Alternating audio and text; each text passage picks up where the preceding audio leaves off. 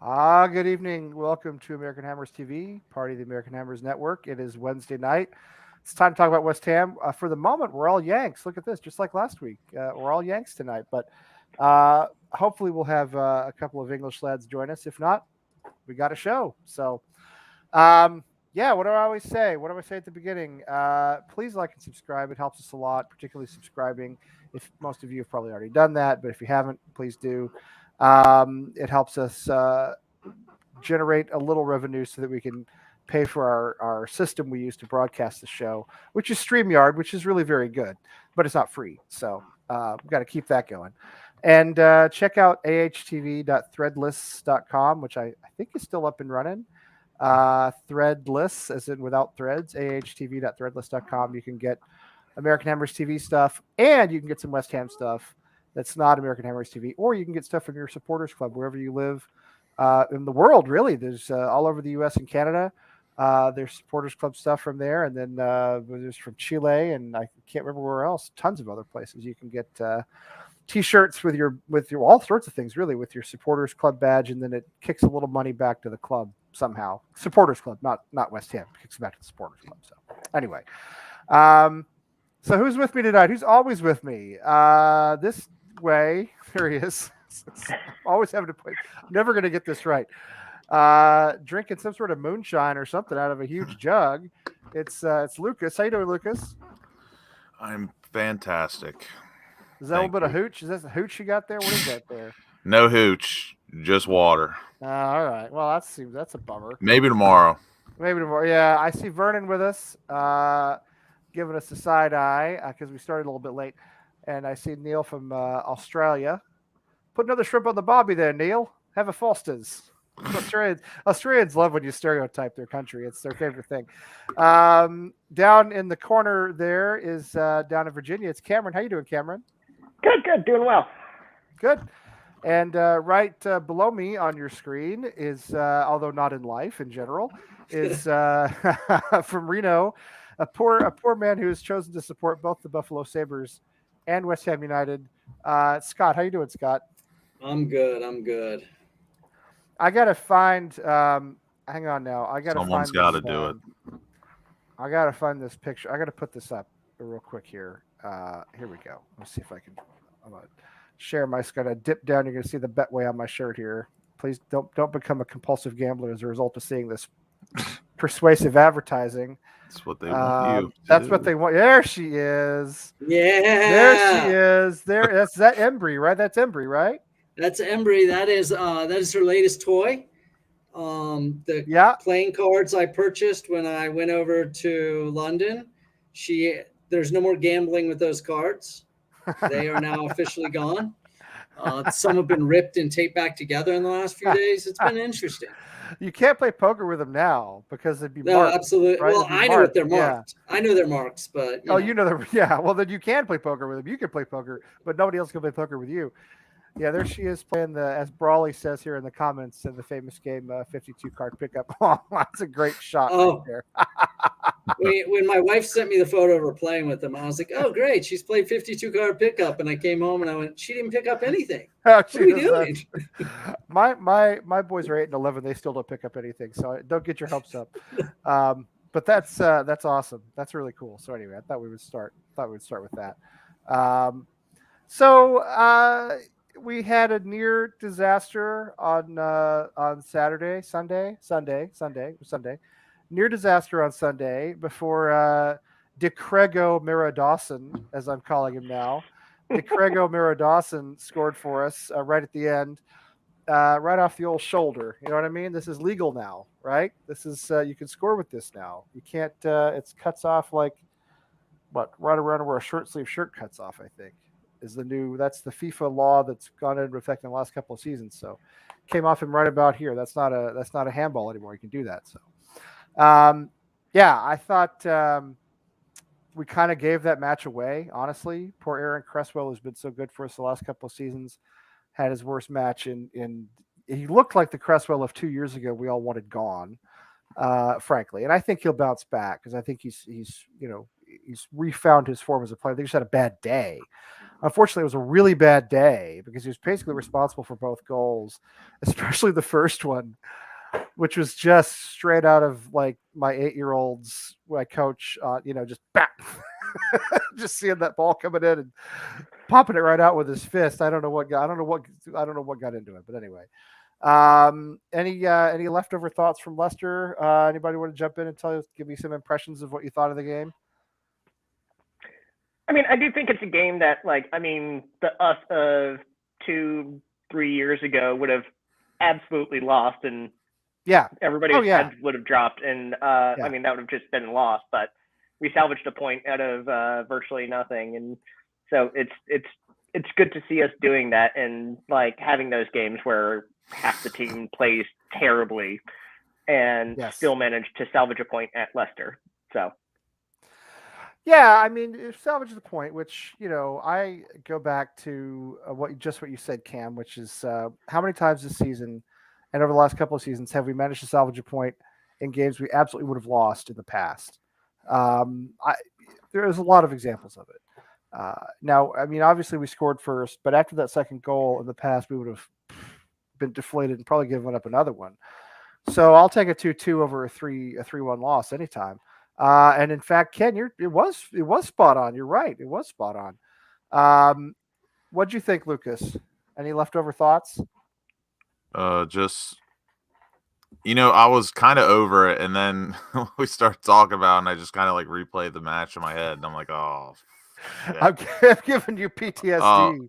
Yeah, because I mean, Aaron Cresswell was so shitty. I mean, I think he's solely the reason we lost. I mean, he gave up the penalty. He redid the dance that Neil did in the In-Betweeners movie when they go to Ibiza. He does that to impress the girls. And he just stuck his and then arm out. I'm so sick. And don't get me wrong, there's probably four or five players that did not play well, but he was by far and wide the worst. And I'm so sick of him conceding goals to people behind him. It annoys the living life out of me. Like he just didn't mark his man. He was just standing all alone. Just standing all alone. I mean, it's just so annoying. He never concedes a goal to someone in front of him. It's always someone behind him, either like a laser cross across the floor or a lob in behind him. It's just so annoying, and his crossing was absolute shit. Sufal didn't have a very good match again.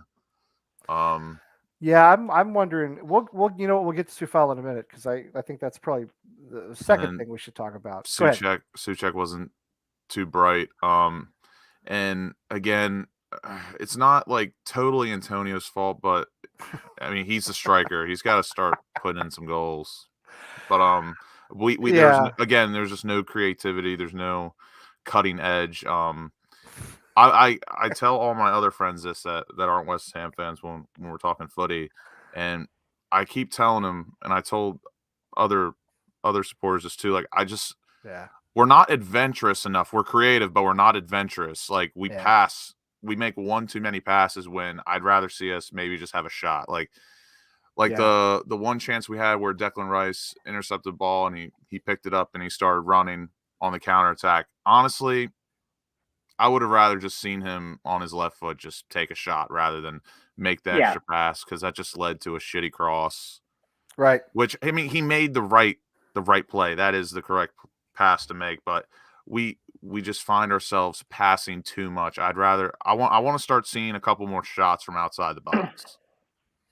Yeah, I mean, the problem is always that, I'm with you. I always and big credit to Issa Diop, who played very well, Yes. who returned to form. Didn't want to forget that. Many weeks or months of not being in form, and played very well, and had a fantastic assist, beautiful assist, as Budgie mentions, for the Bowen's goal. Against Leicester again.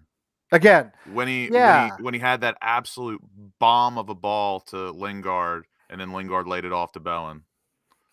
There are some teams, there are some clubs players just play well against, and Diop loves a match against Leicester. He does, and so does Antonio. He scored 4 in his last 5 against them. Antonio's wiped out again from going to Jamaica, and they will not qualify for the World Cup. They've actually been eliminated. I'm hoping next time internationals roll around, which I think is next month. We should refuse to send him. Well, I hope he won't go. There's no reason to go. There's no they are out of qualifying. They're eliminated. It's over. They shouldn't go. He shouldn't go. That's all there is to it. Hey man, who doesn't want to roll to Jamaica for a couple of days in the sun? I'm just saying, even if he goes and sits on the bench, it's a good time for him. Whatever it is you get up to in Jamaica, right? I mean, Jamaica's not known for anything in particular. Hey, James, how are you? All good, mate. All good. All right, Scott, tell us, give us some of your Leicester leftovers. So when we start playing poorly, I tend to go work out and listen to the game on Sirius XM because I can't force myself to sit and watch just bad play. And I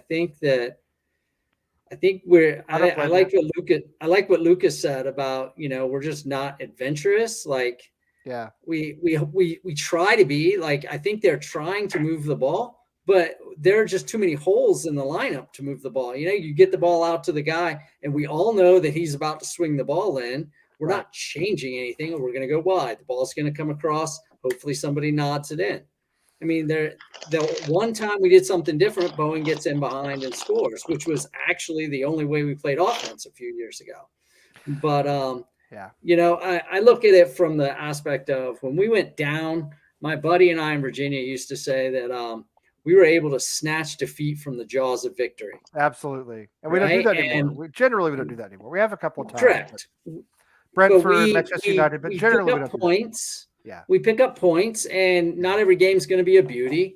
And you're going to have a whole lot. You're going to have more bad games than you're going to have great games. So, you get points, you recover from bad spells, you steal points here and there. And I think a point on the road is always a good point. I couldn't decide. I really felt I felt pulled in two directions from this match. Because on one hand, I thought we gave it away, that we were the better team generally, that we should have gotten a result, especially after we scored first. On the other hand, let's face it, when you're away and you snatch that last second goal and you get the point you didn't expect to get, you get the equalizer in injury time, that's awesome. That's awesome. You know what I mean? If that doesn't happen, we're having a very different conversation right now. And as for shooting, Lucas, I'm with you. I tell my kids the same thing. Like, it doesn't really sound like it makes sense, but when you think about it, it does. No, we're creative, but not adventurous. Put it on net. That ball comes off the keeper. It caroms off the post. You don't know what it's going to do. Put it on net. But the problem, as you know, is if somebody takes a shot from distance and it hits the astronaut, or because you have this. Everybody boo. Everybody thinks it's terrible. In my opinion, I think you have you have the same amount of chance to hit a shot from outside the box than squeak a pass in through two legs in the box to someone else. That's the way I feel too. It's like when I watch hockey. I just say shoot. Pucks like on net. When I watch my 8-year-olds play, I'm yelling at them, shoot. As soon as they get to where they can get the ball toward the goal, I'm like, just hit it. So yeah, I wouldn't mind seeing us do a little more of that. James, what were your Leicester leftovers from Sunday? Deflated, mate. Yeah, massively deflated. I mean, let's be honest. Now it could have been worse. We had DeCrego Mara-Dawson got us our equalizer, our best striker, our talisman, DeCrego Mara-Dawson. Deflated. Go ahead. What else were you? Yeah, it was deflated, mate. We should have rolled them out. We was 20 minutes in the first half. We was all over them. Yeah. Then for an hour of the game, we went missing massively. We got ruined on the right-hand side. They went straight through our midfield because Souček isn't the same player as he was last year. Right. And questions need to be asked of what is going on with Mikel Antonio. Like, you can keep praising this man up, but he's non-existent yet again.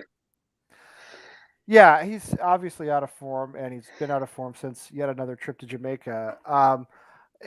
This is really Vernon, I think, makes a great point. We're Wait a minute. We'll get to this other one in a minute, but this is a good point. The most deflating thing that can happen is to give up a goal, particularly an equalizer, right before halftime. It's just inexcusable. I'll go back to another hockey example. It's like the goal at the end of the period. It's just, it's a gut punch, and doing that with Cresswell going out there and looking like a kindergartner and slapping the ball away. Awful. It was just deflating. Now this, he did. What did he say? He said something about sloppy seconds, didn't he? What did he say? They were talking Valentine's Day or something. They were talking about Valentine's Day, and Randolph of all. It wasn't bad. Randolph, I guess but Randolph maybe should not be making these kinds of jokes, given his, Yeah, we don't want Randolph talking about relationships. We don't want Randolph talking about much of anything, but especially relationships. Yeah. All right, we'll get to. I want to get to this in a minute too, Ken. But the first thing I want to talk about is Aaron Cresswell, who has been so good for us this season. Last season, Sunday, he looked the way he looked when we all wanted him gone 2 years ago.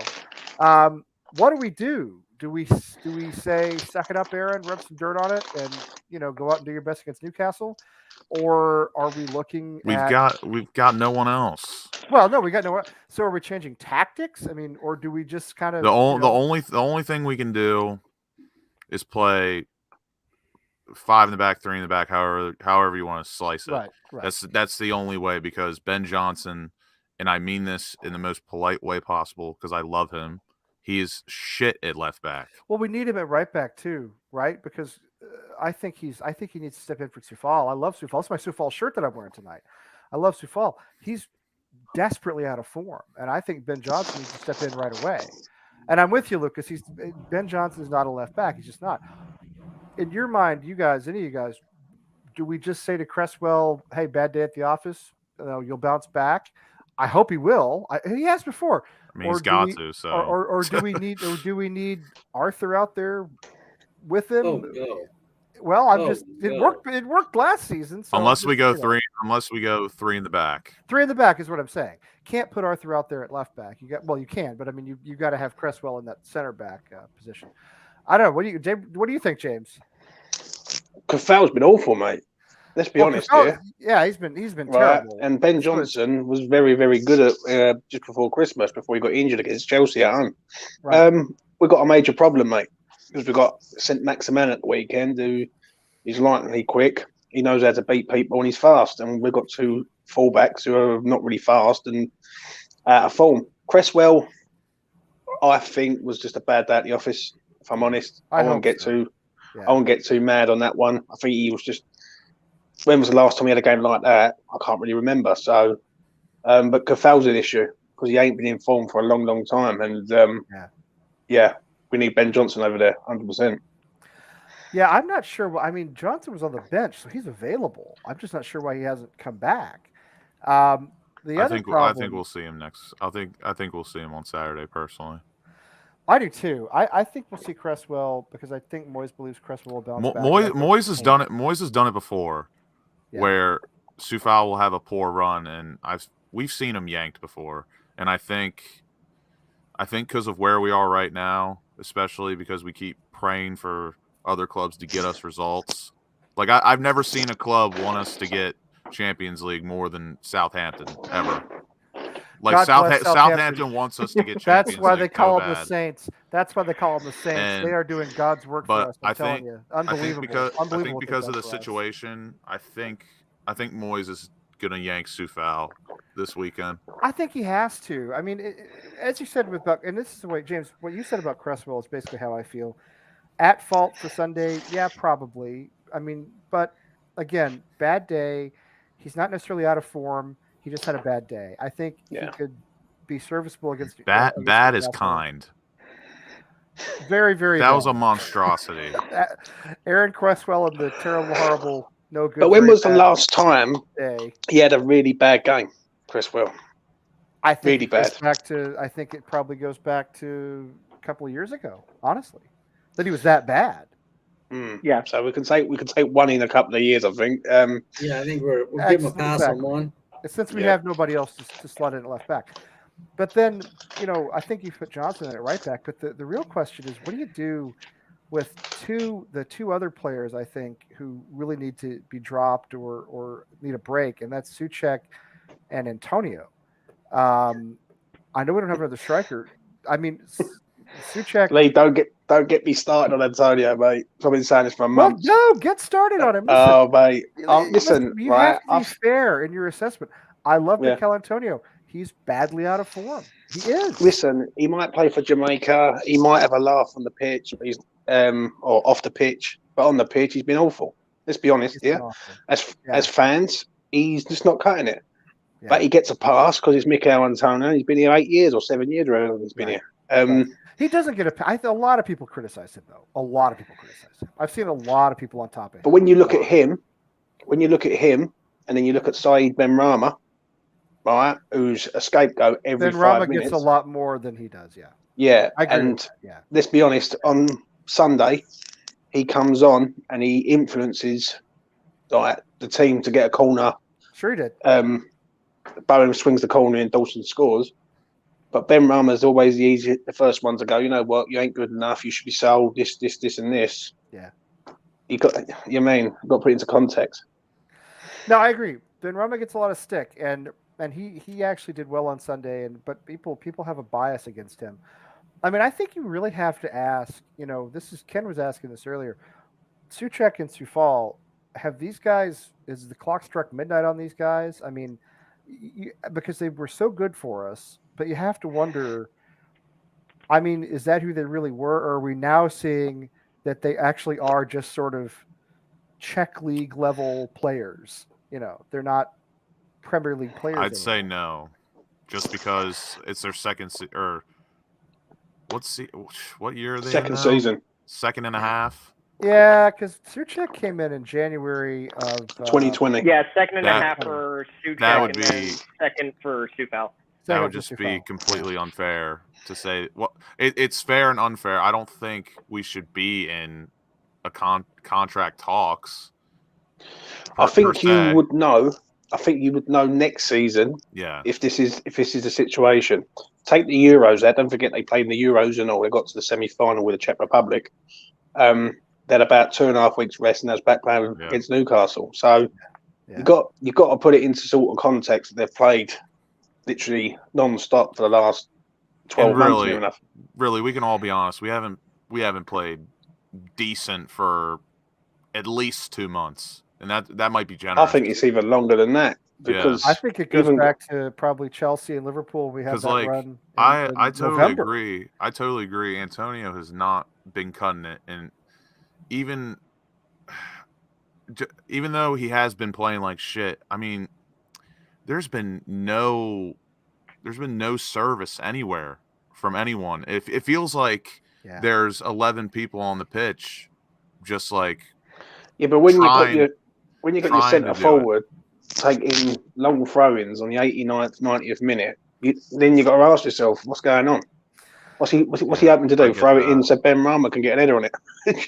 I every time he goes to Jamaica, he comes back, he's out of form for weeks, and it's not sustainable. Hopefully he won't go back to Jamaica. Again, they're not going to qualify. They have been eliminated. They are eliminated. They're out. But here's the thing. It's not just that he plays, for Jamaica. I mean, you got to think of the whole experience. Traveling across the Atlantic is exhausting. There's the process. I know he travels in luxury. He's a wealthy guy, but there's the process of getting there. There's jet lag. There's just the general sort of, you get discombobulated. Add that to you play 3 games while you're there. He can't handle it. He just can't handle it. But the problem is, Lee, and I'm not making excuses. He shouldn't be going, is what I'm saying. It's an hard one. Like, he's been offered to play for his country. Who do you blame there? Well, blame West Ham for not. Yeah. I mean, we should have a backup striker. Exactly. Right. Like that part's not his fault. Yeah. So you got to look at it put it into context. Basically, that if West Ham had more strikers at this club, he wouldn't be needed. But we wouldn't be dependent on him. That's why there's a lot of the fan base are overcritical at the minute, because they're looking at him and going, well, what's going on? Yeah. What are you doing? Because he ain't doing anything. Well, I think he's. We're suffering from the same problem right now that we suffered with Haller. Like, talking about the service he gets, like, nothing's changed with that. Like, we still don't give service to our strikers. Everything that Antonio's done this season has been him just muscling people and being a little bit quicker than some people. And defenses have taken notice, and it seems like he's maybe just gotten sussed out a little bit. To be fair, Haller was nowhere near ever trying to muscle someone and get a goal. I mean, to be fair, right? He just never tried. I mean, he's been fantastic. Yeah, but the only problem with Haller, he didn't want to be. I understand what people say about Haller, but Haller is a natural striker. Yeah. Whereas Antonio isn't. He's been shoehorned into that position. He didn't want to play for us, James. Haller didn't want to play for us. He didn't put out the effort. He just didn't. He's comfortable at Ajax. He's succeeding. He's doing well. I think we need to forget about him. It's like Dimitri Payet. We got to let it go. I've never known anything like it, mate, that a player could leave the club after about, 18 months? We're still talking about him. I mean, that's the thing is we just, listen, it's because we never signed another striker, But Haller was not the answer for us. He's the answer for Ajax. Great. Good for him. Let him go. Just the big point, my only thing about that is, I liked Haller a lot, but I think we can all clearly see he really didn't fit the mold. Did he have the tools? Absolutely. Sure. But he didn't really fit the mold, and our service into him was not particularly great. But at the end of the day, selling him for 15 million fucking pounds after paying 45 million for him is so stupid. It's so dumb. It would be nice right now to have him, especially with how good we played at the beginning of the season. I think Haller probably would have done decent. But he never liked being the lone striker. He didn't like the formation. He didn't like the service. He didn't get the service he thought he needed. And he just didn't want to be here. And Antonio, I've never questioned Antonio's effort. I question sometimes his skill. I question his form. But I don't think he ever gives up on us. I just don't think sometimes he's good enough. I don't know about his effort, though, Lee. If I'm honest, I swear I would have to say, because he works hard, but they all work hard, don't they? Like at West Ham, it's not. I think they do. I think they do. Yeah. I genuinely think he's running out of gas. I do too. And if he's not out of gas, he is past E. I think if West Ham was to buy physically beaten up, if West Ham was to buy a striker in the summer, would everyone here say that they want Antonio as their number one striker? Now, for me, West Ham go out, but then it shouldn't, though, should it? Because if he's our number one striker, he should be number one anyway. So whether it's Ivan Toney or Jonathan David, if everyone's set on Antonio, it should be Mikel Antonio. The reason why everyone's not set on Mikel Antonio because he's unreliable. He's unreliable. His dips in form last a long time, and they're severe. And that's, you can't count on him. You can't, as you said, he's unreliable. You can't count on him to pump in goals on a consistent basis. He goes through these runs where he plays well, but the whole international thing in Jamaica has been a real disaster for him and for us as well. I don't blame entirely that though. He's also, 32? He's got hamstrings made of oatmeal. He's not a young guy. He's hitting the wall physically. He plays a lot of minutes for us. It's just, it's going to happen. I think that's the thing is, everybody, it seemed like this summer is we need to find a backup to Antonio. No, we need to find a number one striker and have Antonio be the best super sub ever off the bench, because Antonio against a fresh Antonio against tired legs is going to be a just absolute monster. The thing that's funny about it all is that I don't think Antonio is opposed to that at all, which fucking pisses me off. I don't think he is either, and he has said he needs to be challenged. He said he wanted the club to sign another striker. Antonio is not, he's not Tom Brady. He's not trying to push people away from him who are competing with him. He wants the competition. I think he realizes his body's hitting a wall, and I think he would love to have some breaks. I think he'd love to have weeks where he doesn't play. At the end of the day, he's human. It is natural to get complacent when no one's pushing you. You have no competition, and you're. But again, only certain players, certain athletes have that mindset when they're never satisfied. And do I think Antonio's satisfied? No, but again, he just has no There's no push. He doesn't have the killer instinct, Lucas. Some athletes, Michael Jordan had the killer instinct. You know what I mean? There are footballers. I mean, frankly, a guy like Frank Lampard had it. I'm sorry, but it's true. He did. There are guys who have the killer instinct. Antonio doesn't have that. He works hard. He gives effort, but he's not over the top. You like Cristiano Ronaldo, for instance. All right, I know it's an obvious example. That dude's training and conditioning year round is absolutely insane. It's insane. I mean, look at the shape he's in. Look at his body. He's cut. You know. Antonio, to me, it's and just Antonio has more goals than him, though. I know, but he's not. But Antonio doesn't have that killer instinct. You know what I mean? He doesn't have. He's not. Michael Jordan. The legend about Michael Jordan was when he went out and played a pickup match, or went out and played with friends, or what. He was ruthless. Every time he stepped on a basketball court, he was going to win. It didn't matter who. It didn't matter what he had to do. He was ruthless. You know. And I don't think Antonio. And that's a whole squad problem. I don't think we have. I don't think a lot of killer instinct. I think we have one. I think we have one guy that has that. And that's Declan Rice. Ah, it's Foe. Hey, Foe, what's going on? I'll never forget. I know. Well, it's always been Rome's fault. Listen, I mean, I somebody up. I think it was Vernon said way back up in the comments that he'd like to see two up front.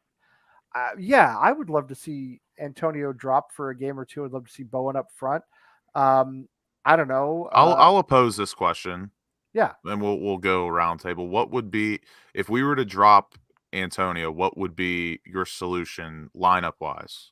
I'll go last, but James, do you have a solution or input on what you would do? 100%, mate.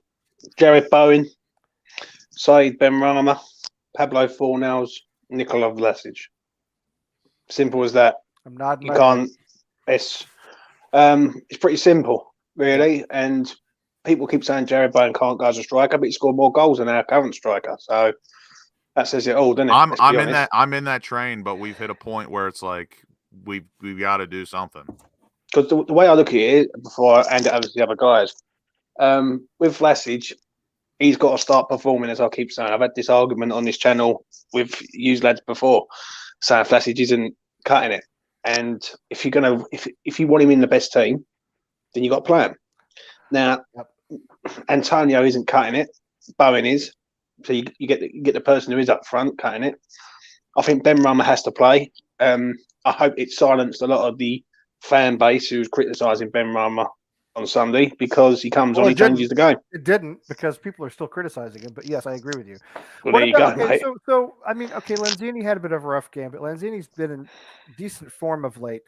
Benrahma or Lanzini for you in the middle? Anybody? Benrahma. So here's my thing about that is I think they actually have like this really interesting dichotomy where like when one of them comes in the 70th minute and everything with fresh legs, they absolutely tear through defenses. When Lanzini comes on in the 70th minute, he changes games. When I was saying that months ago. That like Moyes had the most difficult time trying to figure out who is the better impact sub and why on earth like the flip-flop effect would just keep going back and forth. The problem is with Lanzini, is Lanzini Fornals are very similar. You know, Benrahma. You can't start Lanzini with Benrahma or Fornals. I don't know, Lucas. I think you can. He has played this season against Palace. Who was it? Benrahma, Bowen, Lanzini, Antonio up front. There was no Fornals in the team, and we was 3-0 up in that game. So you can do it, but I just think Fornals and Lanzini are the very two similar players. Like they both work hard, they're both good at passing, don't score many goals, the pair of them. Like you've got to have some sort of outlet, and let's be honest, their only outlet is Bowen.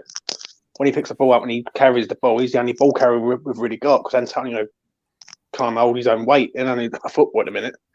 So, Scott, what would be your solution? No, I completely agree. I think that I think more of you drop Antonio. I think you bring in Benrahma. I think Benrahma, it's a different style than Lanzini, and one's more attacking. I think Lanzini's good. but I think that Lanzini is behind him just in legs, if nothing else, right? Lanzini has a point where he's done in the game. I think he's a phenomenal 30-minute player. He's brilliant off the bench. I think he's brilliant off the bench. Absolutely. I mean, I would, basically what James said, Fornals, Benrahma, Vlasic, and Bowen up front. And then you have Lanzini ready to come in if Benrahma's not performing, if he's flagging. Yeah, but, if he's, you have Lanzini ready to come into that what it is, Lee. Hey, what it is, I just see that comment from Neil, and I don't know whether Neil's trolling me or something, but he says, "Oh, when Benrahma goes missing." Right? Yeah. But we never say anything like that when Pablo Fornals goes missing, or Lanzini the other day went missing against Leicester. You hear it about Lanzini, but you don't hear it about Fornals. You don't hear it about Fornals. Does he go missing though? Does he really go missing though, Fornals? But he doesn't. How can I put this? He works hard. He develops the play. He breaks play up. But what does he do in the final third? Benrahma's the third highest goal scorer this season with 8 goals and 4 assists, but people still criticise him. Why? I just don't get the mentality. They will criticise him, but they won't look at people like Fornals or Vlasic or Lanzini and say, "Well, I think people, the other day." Along with ignorance, obviously, because every fan base. Let's be honest. Every fan base, there's a minority of people that don't know what the hell's going on, or they just feel like being edgy, which it's whatever. But I feel like people just don't understand, and this is to a certain fault because we as supporters don't know, but we think we know, and we can only make the best assumption. In my personal opinion, I don't think a lot of people understand the role of each player on the pitch. Like I feel like they think someone is more than what they are. Who was that makes sense? Lucas, who was famous for saying you think you know, but you just don't know? There was a American football player who said that. Who was that? I got to look that up. All right, I'll look that up. But you think you know, but you just don't know. My solution, though, I would say keep everything normal. But when you drop Antonio, I would play Fornals in the middle, Benrahma, Vlasic on the wings, and then Bowen up top. Because even when Antonio's playing, we all see it. He drifts off to the wing. Bowen will fill up top sometimes. Benrahma will fill up top sometimes. And at this point, even though I'm still on the Bowen is not a striker train, and I don't think he's that great of a striker, at this point, I really don't give a shit because Antonio's playing that bad. And then this is the aspect. You give me Lanzini and Antonio off the bench for 25, 30 minutes. I think that's 2 impact subs instead of 1. Mm-hmm. You know what I'm saying? But Lanzini is the last 20-minute man, isn't he? Yeah, no, that's the point. And that's why me personally, I don't like when Benrahma comes off the bench. Last game is an exception because not only should he have been on in 10 minutes earlier, but we've seen it. Lanzini provides the most off the bench when he comes in 25, 30 minutes. I don't hate this idea either that Ken brings up, getting Lanzini slotted in with Rice again in that defensive. And me personally, I don't think Benrahma is. And like I said, last match he came on, made an immediate impact, and he should have been on 10 to 15 minutes earlier. But correct. For my money, I would say I think Lanzini's a better bench. Neil I must admit, I got to love Neil. Tonight. He must be on the Fosters, mate. Trust me, gotta be. If I think he's the player, he should be. By the way, I know you don't drink Fosters in Australia, Neil. Okay, I realize that. Cool, he must be drinking his own piss then or something. I don't know. But come on now. All I'm gonna say is this: Benrahma bitters. They drink Victoria bitters. Benrahma last season got criticised because he didn't score a goal. Yeah. What it is with the fan base, they think he's the next Payet. But he's not. He's side Benrahma. This season he scored 8 goals, 4 assists, and we look a better team with him. Until people get that in their head and say, listen, when he plays, we look a better team. Yeah, fair enough. He ain't going to play well every game. But does any of them? Really? Like, even Declan Rice hasn't played amazing every single game. Do you know what I mean? So you got to put it into context. So one thing I did want to bring up is doesn't Vlasic play a false 9 for Croatia sometimes? That's his natural position, mate. Sometimes. So why not throw him in the middle as the false 9 and have Bowen coming off the wings, where he does better coming off the wings, honestly, and have that be the line. I still don't think Vlasic is accustomed to the flow of the Premier League yet for him to do that. Personally, I think he's been fine on the wing, but I don't know. I feel like that's a lot to put on his plate. But I mean, we paid him to do that. So I mean, I don't disagree. We paid $30 million for him. I don't disagree with that tactic or idea. That's just what I think it is. I don't know. The problem is, Lucas, the reason why they won't do it in the middle is because they've got to fit Fornells in there, and otherwise it's been the same. Like, let's be honest. Last season, I'll go back to last season when we played Arsenal at home. We had Ben Rama, Bowen, Lingard, Antonio, and that was the best West Ham half hour I've ever seen West Ham play. Completely ripped Arsenal apart, 3-0 up. But the problem is they want to get Fornells in there for the work rate, but he doesn't give anything offensively. Right? He'll do a good pass, and he's a good player, Fornells. Right? He's all right, but he's not right. He's not a goal threat. Do you know what I mean? He ain't going to score you. I still think Rice and Fornells would be a dynamic double pivot. I really do. Fornells is the king of the hockey assist. I mean, he's the guy that plays in the ball, that gets the ball to the person who scores. That's true. The pre-assist, as people have called it. Yes. Yeah, I know. But if you're looking, if you're asking this man just to do assists, then we've got problems. He needs to do more than just assist goals, doesn't he? Well, I think that speaks to Lucas's point, where I think, if anything, he should be playing a little bit further back, and that way we can fit all the people we're talking about in attack in. I don't think why not try him in the double pivot? He's got the work rate to come back on defense. I mean, like, obviously we need goals from everywhere, but like I've never looked at Fornells and like I don't expect him to score me a goal.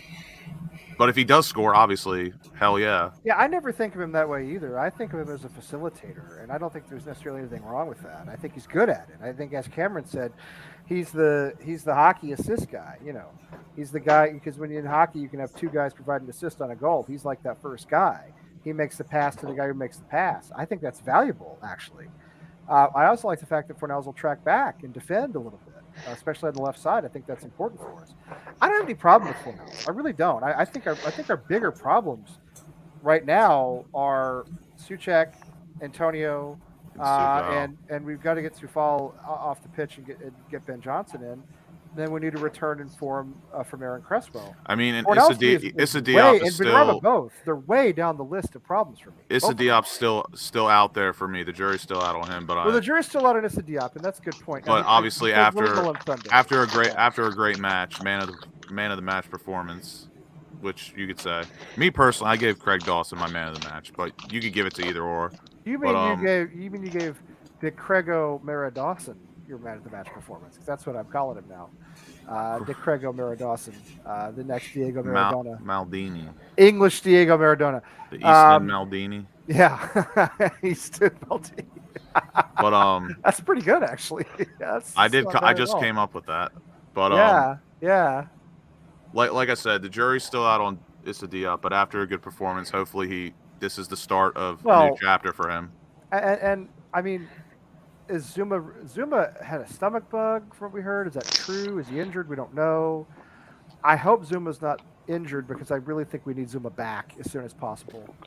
He's not injured. At first, I heard that I saw that he pulled up, but apparently he was just sick.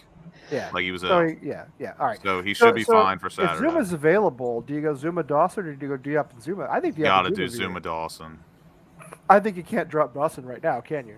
Although I love the idea of Diop. Unless he picks up a yellow in the first half, get Diop on. Right. Well, right. We'd hate to use the substitution that way, but yes, I agree. You have to do that. But I mean, yes, Diop came through for us in one match. It doesn't mean he's necessarily returned to form. We know the problems he's caused recently. But to me, again, right now, Souček, Soufal, Antonio, these are our big problems. If you can drop Antonio and put Bowen up front, that may be workable. It's tough. It's tough right now too with Antonio, because don't get me wrong, if I had it my way, I'd drop him next game. But like some of these matches we got coming up, he has such a good scoring record against the teams were playing. I'm glad somebody appreciated this. Yes. Anyway, go ahead. Like Leicester, he scores so much against Leicester. He had 4 goals in his last 5 against them. But it was terrible on Sunday. And yes, I get it. Do and then Newcastle. Yeah, but when do you drop him then, Lucas? Can't keep playing this geezer because he scores goals. Like I said, if it was me, I'd do it right now. I think he almost had, but Moyes won't do it. He won't do it. He won't do it. The other thing is just in terms of our. Antonio's in the family. You know what I say about Moyes? He's a mafia boss. He's in the family. Yeah, he is. And as great as Moyes has been for us, he's got Souček, Rice, and Antonio. Yep. With Yarmolenko. Yarmolenko's got to be there too. I still don't understand why he's even dressing. With Yarmolenko coming in to play the last 5 minutes, no matter what the score. Soufal's almost in the family, but not yet. Soufal's almost on the family. Edge. Yeah, I mean, yeah, I mean, as far as recovered from dropping, evidently that's true. Yeah, I think the other problem is, I mean, how much more of this formation with these players can we play? Everybody knows our starting 11, basically. Everybody knows our tactics. Everybody knows. You can prepare for us all week with confidence. You know, it's a little frustrating because when you really think about it, a 4-2-3-1, what we play. Yep. There's so many different looks that you can go into from that formation. But we don't go into them. That's what I'm saying. Because like me, I would love to see a midfield 3, like a 4-3-3 of Rice, Souček, and Fornals. I think that would be an awesome, different look. Because you got 3 guys with great work rate, good quality, and then you just let the guys. But what it is though, they do that out of possession, though, Lucas. When you watch the game on Saturday, watch them out of possession. When West Ham, say Newcastle got a goal kick or something, that's how West Ham set up. They set up with like 3 in the middle with Benrahma one side, Bowen the other, and Antonio. So pressing, and Fornals really sits in front of Souček and Rice to be the third midfielder, so to speak. So they do that system. They just don't do it in possession. That's the only problem. What do you guys think of? Nor stick to it. What do you guys think of Lanzini back in that defensive midfield role with Rice and Benrahma in front of him? I mean, do you think that, because we know Lanzini has played there, he can play there. It's not ideal, but he can do it. I mean, to get Souček off the pitch for my only problem with Benrahma and Lanzini playing together, and this is just me personally, I mean, because my opinion really doesn't matter, but I think they're too similar, and then you're taking away an impact sub, if that makes sense. Yeah, that makes sense. That makes it. But so what do you do with who do you partner with Deck? I mean, I would love to see Fornals and Declan Rice. Fornals, yeah. Really? I really would. Oh God, David Moyes is not going to do that because he's not. Because Fornals is not a winger. He's not really an attacking midfielder. He's just I don't even know what to call him. He's an 8. That's what he is. Number 8. Yeah. And his natural work rate, good for defense, obviously, and he knows how to play a pass. And he's not necessarily setting the world on fire with his shots. Like he gets a few tidy finishes. Most of Fornals' best work comes from behind the halfway line with him just playing an amazing ball up. Like, that's what that double. And Fornals is not an impact sub either. Like, I don't like when he comes on because he's just not that. You're not that guy. It's not what he does. No, it's not. I mean, you were. I don't like having Benrahma and Lanzini on the pitch at the same time either, because as you said, you want to bring one in for the other ideally, as we did on Sunday, and it changed the game. But at the same time, our Deck Souček axle is broken. It just is. Deck wants to go forward. He'd be better off staying back.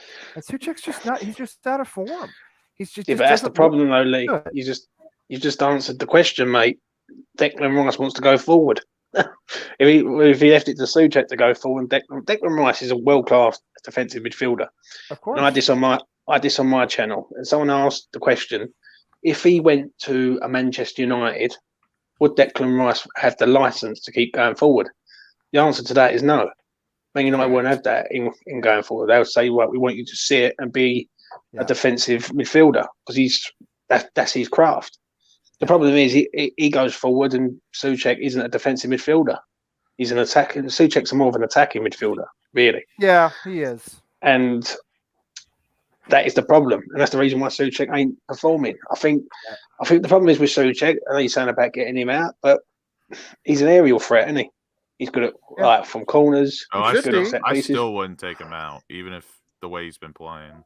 But the problem it's the same with Antonio. It's like, yes, they're playing like shit, but like, by God, we've been put in such a shitty situation. Like, what else can we do? Well, that is the problem. That's what's going to haunt us here coming in the next few months is we just don't have the depth. And we can't make changes. We can't tactically make changes because we don't have the players. And that's why I'm saying, like, I want us to be more adventurous instead of creative. Like, Lucas, how bad are we in possession trying to dominate possession against another team? How bad are we? We're not good there. And when we're playing lower level teams that are playing exactly the same thing we're doing, right? Problem. We're horrible. So, like, being adventurous requires you to hold the ball and not keep sending it backwards to Declan Rice every 5 or 6 touches. I just I appreciate the extra pass, but sometimes I just rather see a shot. I would too, and I'm going to go back to that too. I feel the same way. The problem is, the players who take shots that are errant, that seem ill-advised, they just get roasted for it. And in a way, I kind of don't mind because, as you said, we're always trying to walk it in, as they said on the IT crowd. We're always trying to make the extra pass, the extra. That's what I'm saying. I'd rather just put it on goal. Just shoot.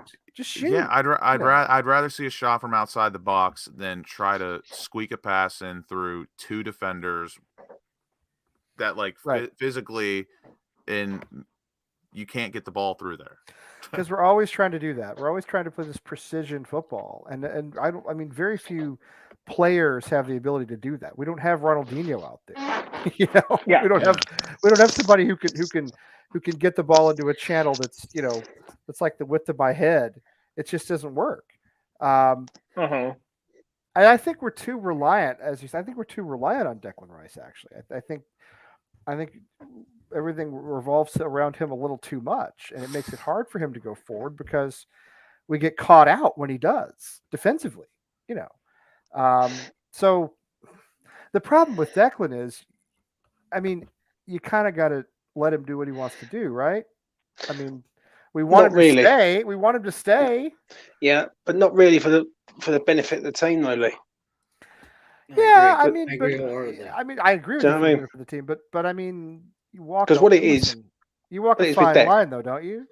Yeah, but what it is, Declan Rice, West Ham will be here when Declan Rice is gone, and West Ham was here when Declan Rice arrived. So you got to look at this like you wouldn't have, for instance, Craig Dawson playing in midfield.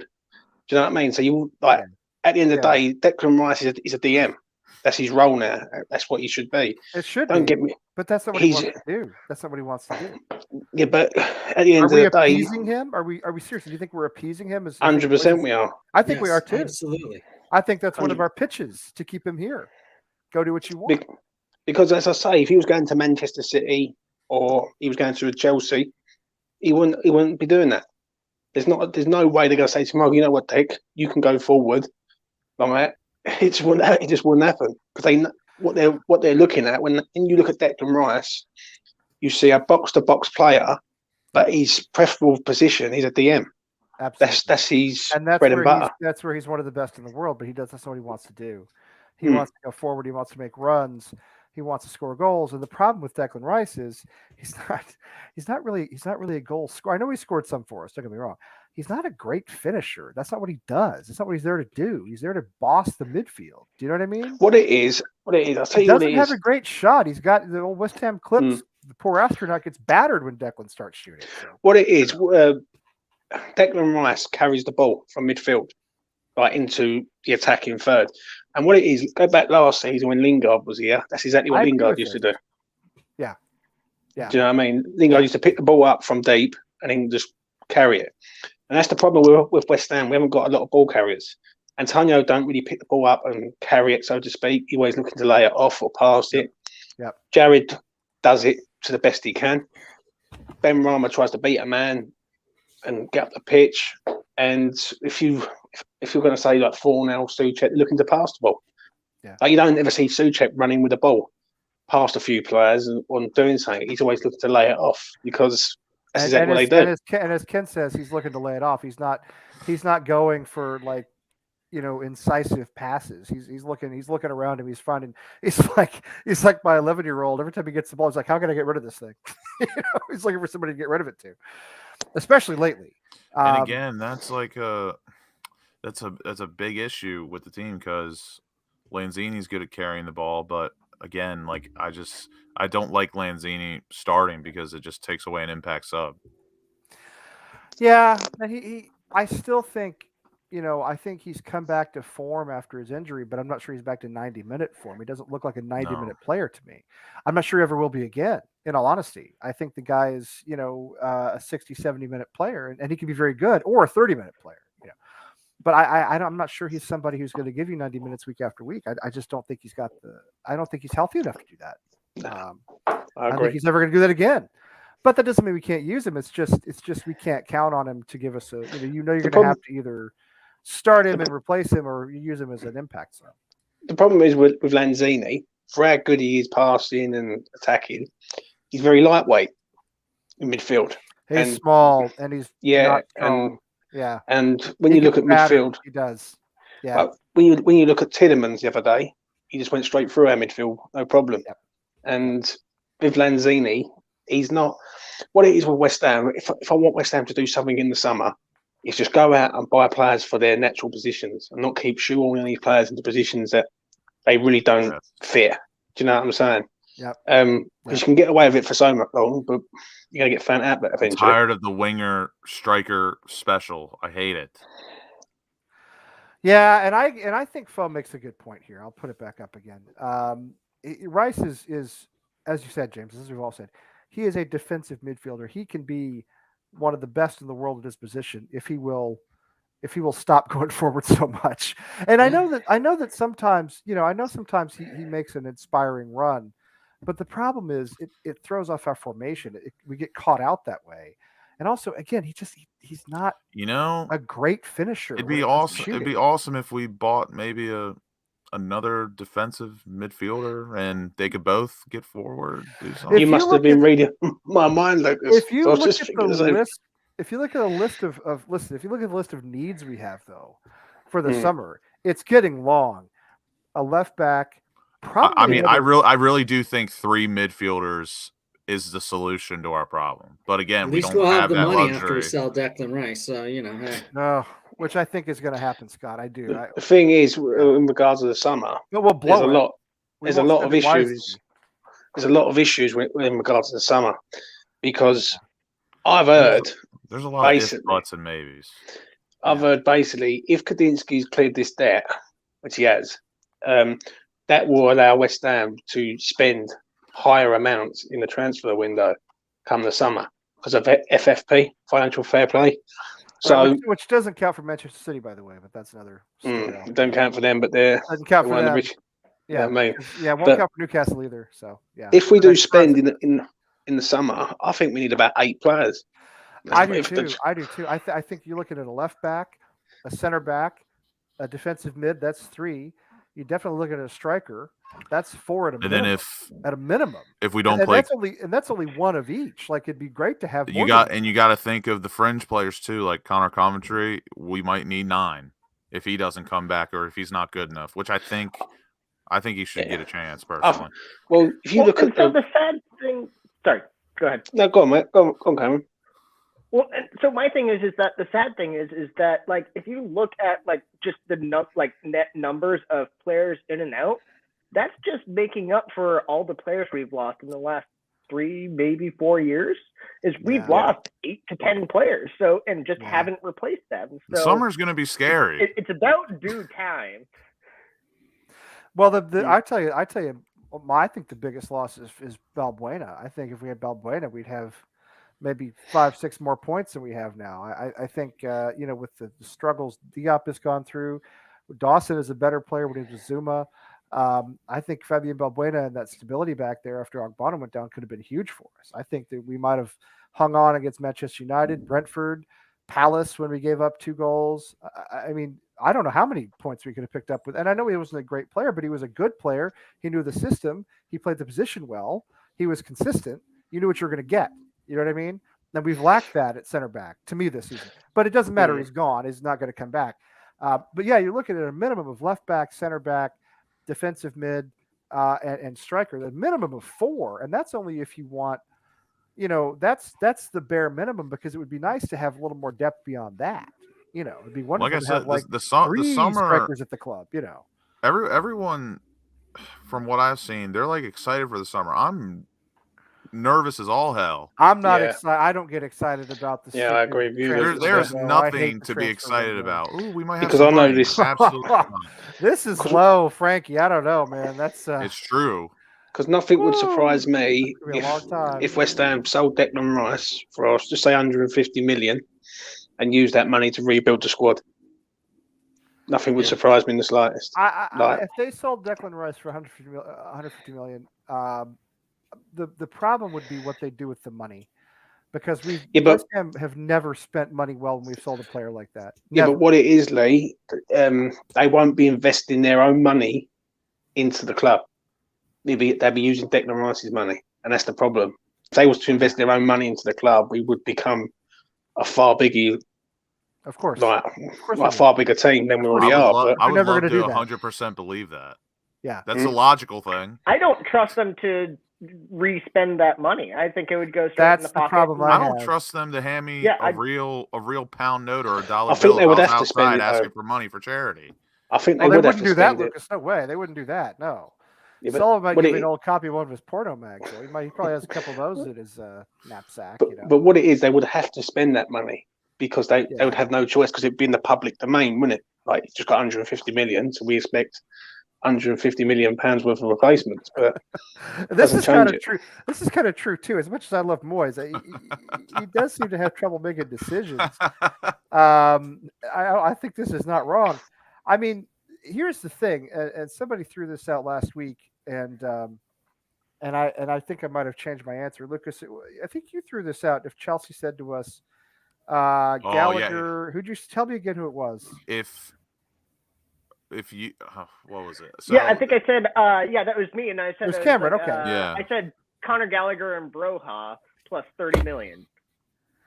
See, I don't think 30 million's well. Actually, for Declan Rice, Gallagher, Broha, and 30 million. If you said if that was like now, if you said 40 or 50, I would maybe take it. If it I would 50. like. I don't think it's enough, mate. I'd like I'd like the money to be larger. Yeah. I'd like the money to be more. I'd like the money to be closer to 50. If we're going when they 30, transfer those guys in, though, they're all coming on new wages, right? So that's coming in. That's our board's biggest issue. If it's always 30, their biggest issue.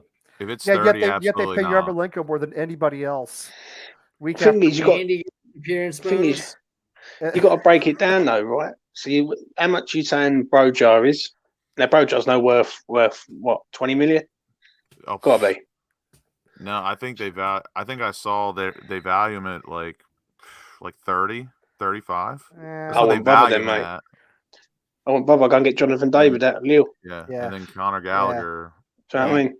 He could be worth 50. Oh, trust me. Like, Jonathan David is my dream signing. Like, I'm Canadian by birth, and I'm Team Canada all the way. Like, Jonathan David, I would be over the moon if we signed him. Like, that's like, if we did that in a transfer window and nothing else, I'd still be happy. I agree. But here's the thing. Here's the thing I always come back to. This. Again, Jonathan David, fantastic player, looks a great player. Can he play in the Premier League? Can he play in English football? We don't know. Sebastian Haller just didn't click with us for whatever reason. He's gone back to Holland, or he's gone to Holland. He's been brilliant for them.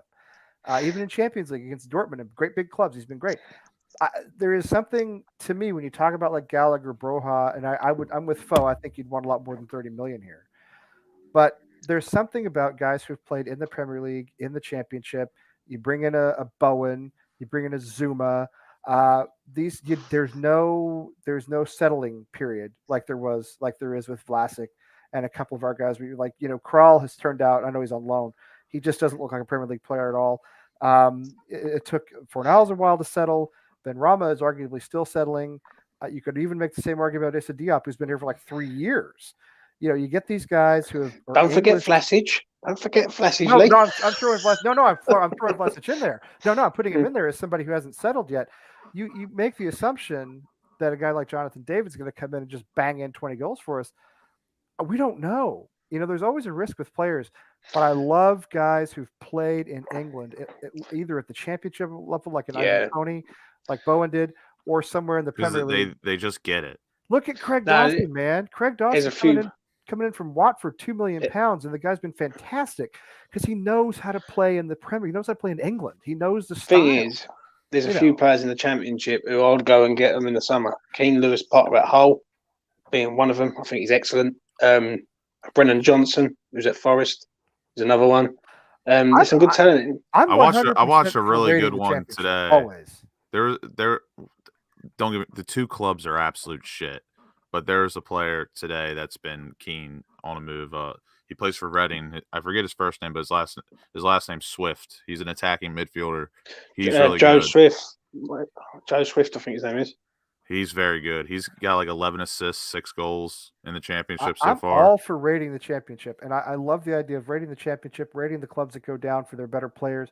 I agree. I mean, I like the guys who can do it on a rainy Tuesday. But me and James, are the head committee of the Keane Lewis-Potter fan club. I want him bad.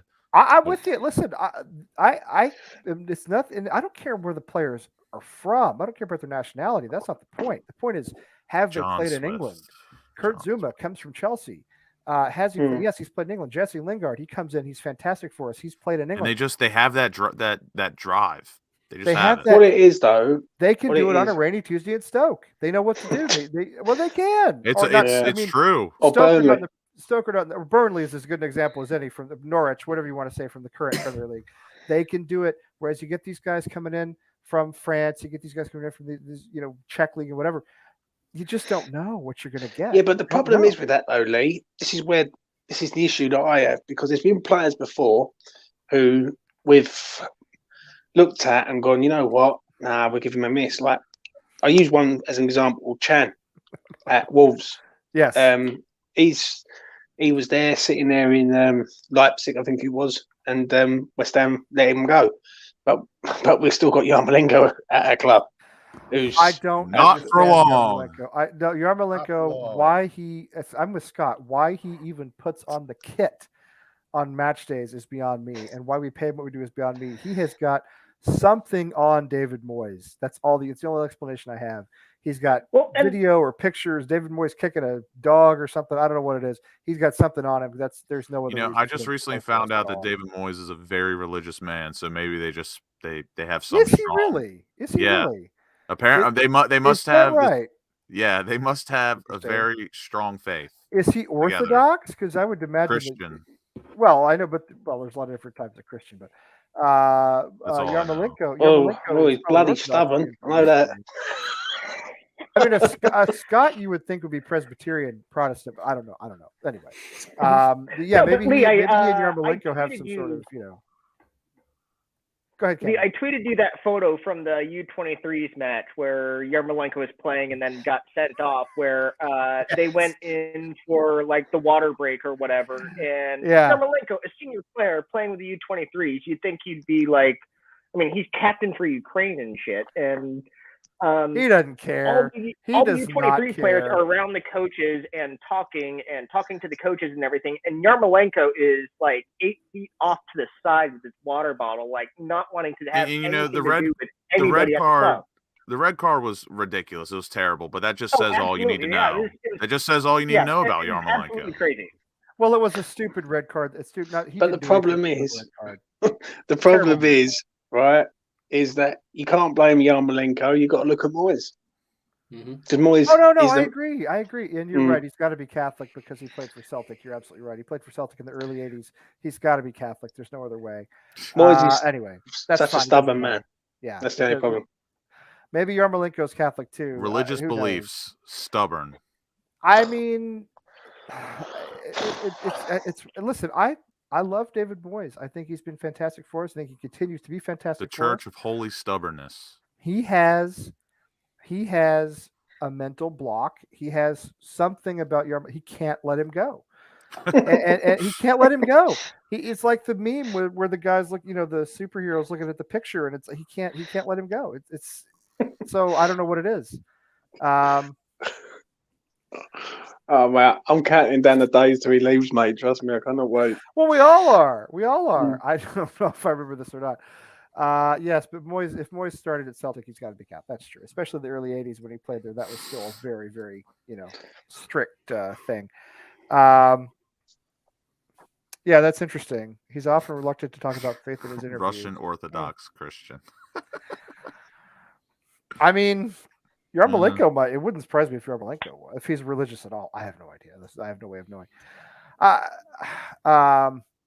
Yeah, I was just looking at the same thing, Vernon. Yeah, although he's often reluctant to talk about it. Well, so am I. I know how he feels. I don't talk about my faith in interviews either. Not that anybody interviews me. Do I see him? No, I don't, Budgie. I just don't think that'll ever happen. I think that ship has sailed. I think Arnautovic is not in particularly good physical shape. He's not young, and I think he's going to be 33. He's too. Yeah. I listen. I'm sorry. I just don't. I think that Plus, I think the fans would absolutely roast him at this point. I really do. When there was the rumor or whatever that came out about Duvan Zapata from Atalanta, we had a bid rejected for him. That's a player I would love. But again, he's kind of old, so. I got to laugh, Lucas. It's a player we all love, but this shit again is our bold and our owners, isn't it? Diego Costa's hanging out there somewhere as a free agent, right? He's just kicking it. Let's get him in.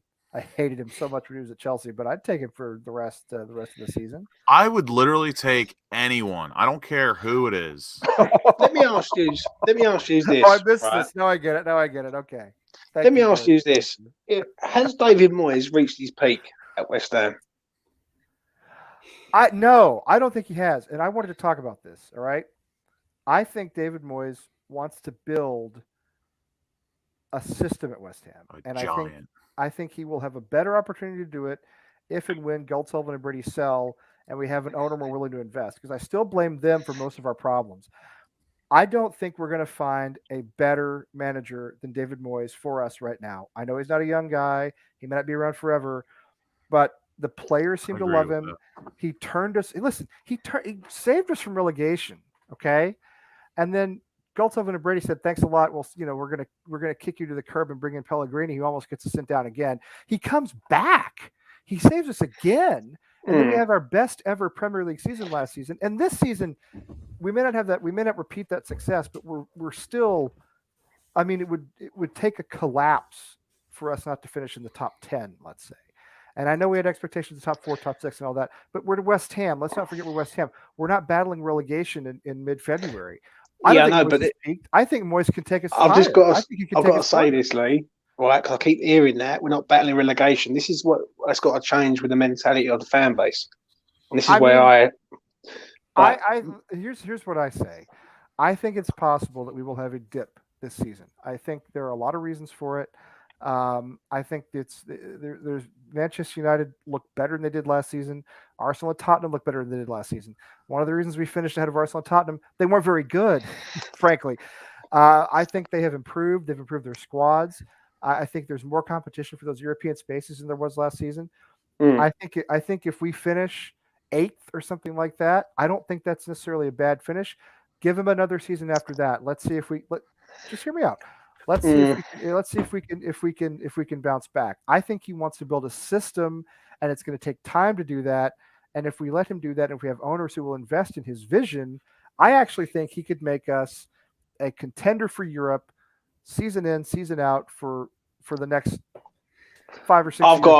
I've got to constructively disagree on that, 100%. I'll tell you why, Lee. I will tell you why.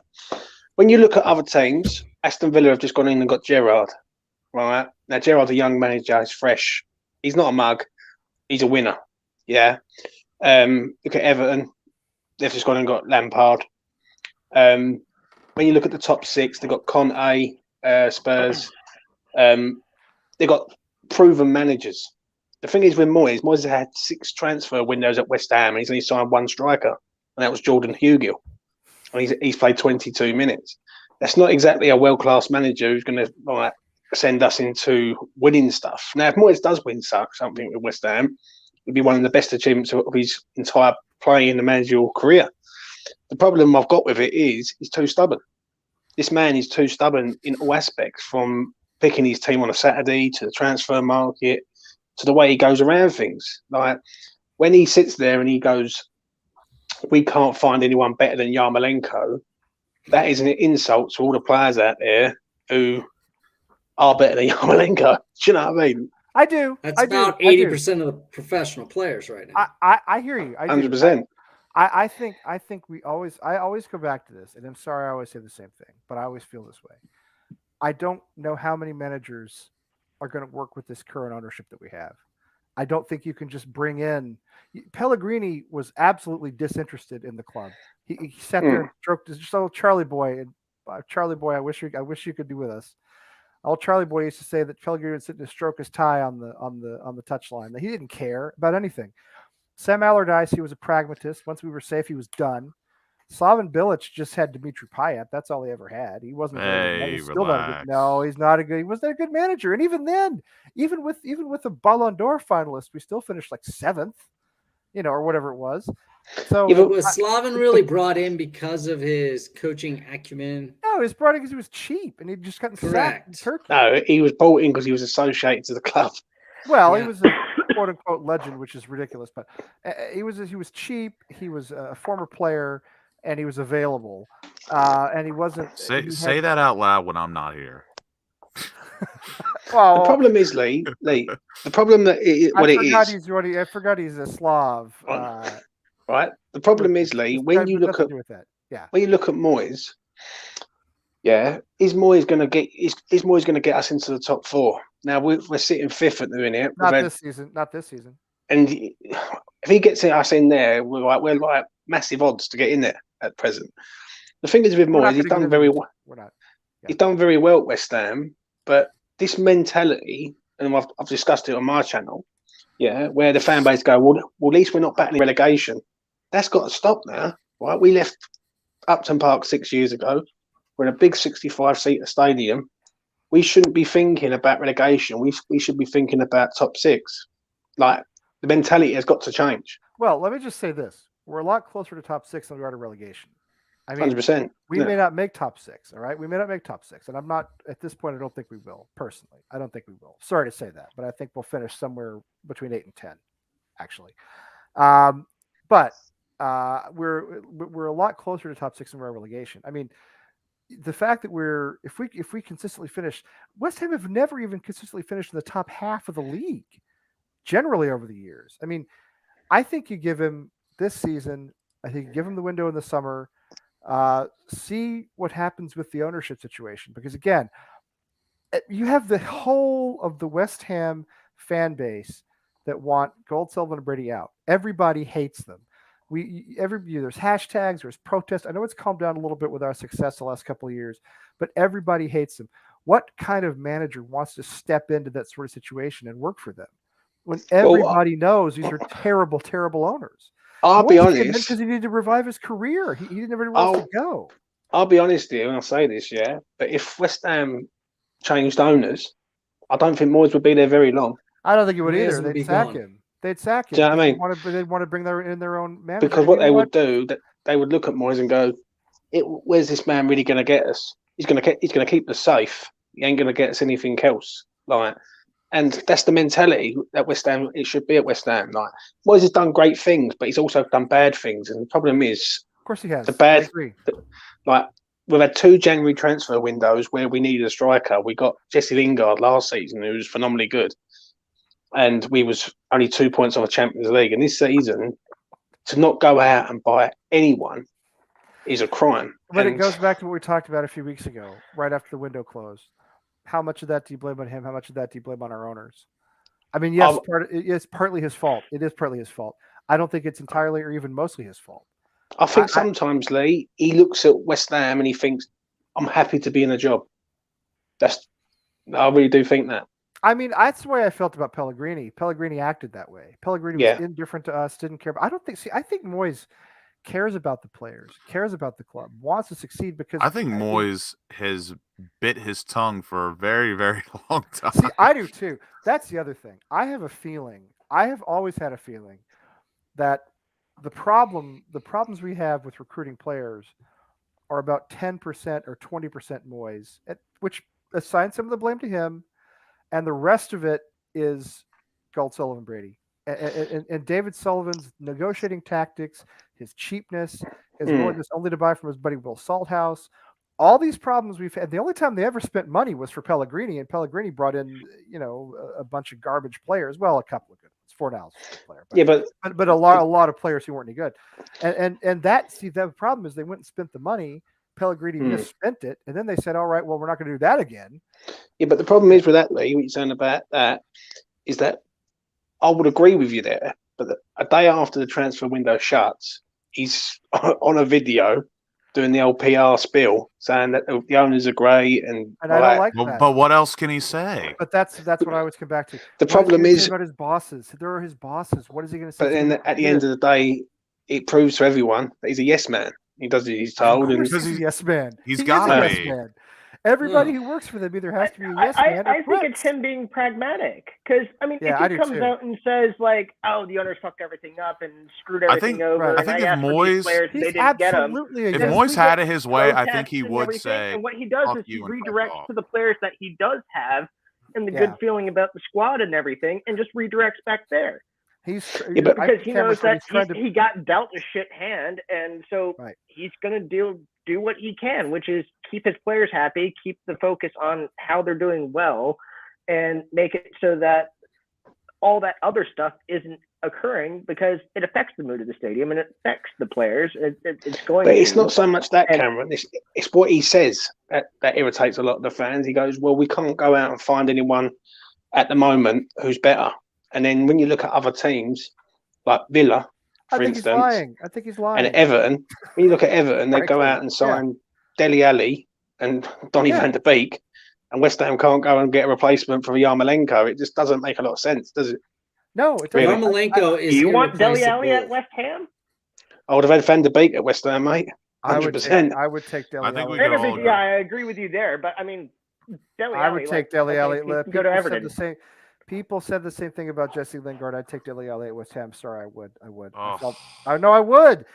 Look, I mean, he's Brad Marchand, right? You hate him unless he plays for your team. I mean, there are always going to be players like that. I don't know. I think Dele Alli's a lost cause. It doesn't matter. He's not coming. So it doesn't. But I think we can all agree that this summer will clearly cement the opinion of how we think about David Moyes, because if we obviously don't get anyone good or productive in the summer, that says all we need to know. David Moyes I think the way he went about the whole, we couldn't find anybody better. That's him. That's the only to have a job. That's him happy to have a job. It's him not 100% being willing to step up and say, I can agree on that. This is garbage what's going on here. We need to step up. We need to be ambitious, because I'm going to tell you right now, Declan Rice doesn't want to hear that. He wants to hear his manager saying, neither does Jared Bowen. We want to go out there. Absolutely. And so the fact that you're willing to, maybe I'm a bad employee, but if my boss is constantly screwing me or what I'm working towards, I'm going to call him on it. Which that is the logical approach, but we all know it's in the workplace. It's not politically correct. It wouldn't because what it is, Moyes is really put himself up on offer. You know how many times I would have just loved to say he is. It wouldn't shock me if Moyes walked at the end of this season. I've from the time the window closed, I've said, and I still believe. Listen, he has rehabilitated his career.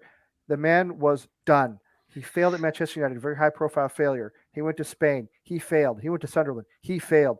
He was out, done, finished.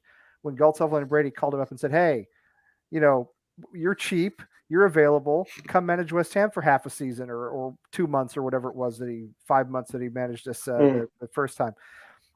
Now, look what he's done. He's gotten us into Europe. We've had some success. I mean, this is but you know what, though, Lee? But I understand that he can get another job now in May, and it won't. I understand that. Right, I just got to say this, yeah. I understand what you're saying about he got us into Europe, but let's remember that last year we was in a global pandemic. There was no fans in the ground. I know. I realize that. It benefited us as a club, 100%.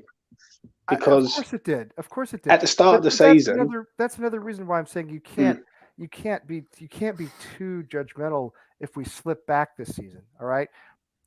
Last season was the first time we ever finished ahead of Arsenal. Yeah, but if we slip back, and I'll put this to everyone, if we slip back, who do you blame there? There's only one man you can blame because Moyes is the man who picks the team. I blame David Sullivan. I blame David Sullivan. I blame him. I blame David Sullivan for not negotiating in good faith, for not supporting the manager financially, for everything he's always done, for favoring players coming from one agent.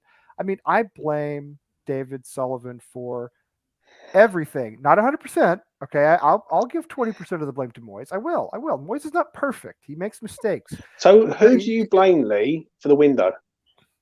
I've told you I mostly blame David Moyes. I mean David Sullivan. Sorry. Oh, Dr. You just argued yourself back around. Dr. Floyd, very Floyd. I thought I'd drop that in there, but now listen. At the end of the day, the window. Yeah, I look at it like this. He could go to any number of places, by the way. He could go any number of clubs. He's revived his career. I blame David Sullivan because everybody knows that David Sullivan, first of all we were linked to all these players. That doesn't mean anything. Doesn't mean we put in bids. Doesn't mean we even called. It doesn't mean anything. All these links are just nothing. I think David Sullivan again failed to support his manager, failed to push the club, failed to invest. And then when he decided he wanted to invest, it was too late. What did we do? We threw these £50 million bids out on deadline day. Nobody's calling us back on deadline day. He knows that. So he goes out and he says, we wanted Calvin Phillips. We wanted El Nesri, whoever. We wanted. Yeah, but if nobody's giving us these guys on deadline day. Who was the guy who was in Costa Rica or whatever? Yeah, but I've got to say this though, Lee. This is where Moyes has got to have a bit of a backbone. Be a bit more solid and like in his approach. I would love for him to, but if David Moyes was to turn around and say to the Sullivan, Golden, Brady, "Listen, I need a centre half at the back to help out," right? You don't. Why are you saying it 5 hours before the window shuts? Do you know what I mean? It just makes no sense. Like it doesn't make any sense. And I wish you. I think he is trying to deflect criticism from his bosses. I think he's taking bullets for his bosses because I still believe. Listen. I want him to stay because I think he's still our best option. I do. I think we'd be very surprised how poorly we might. So let me ask you this then, Lee. Let me ask you this: How high is David Moyes' ceiling then? How high can he take us?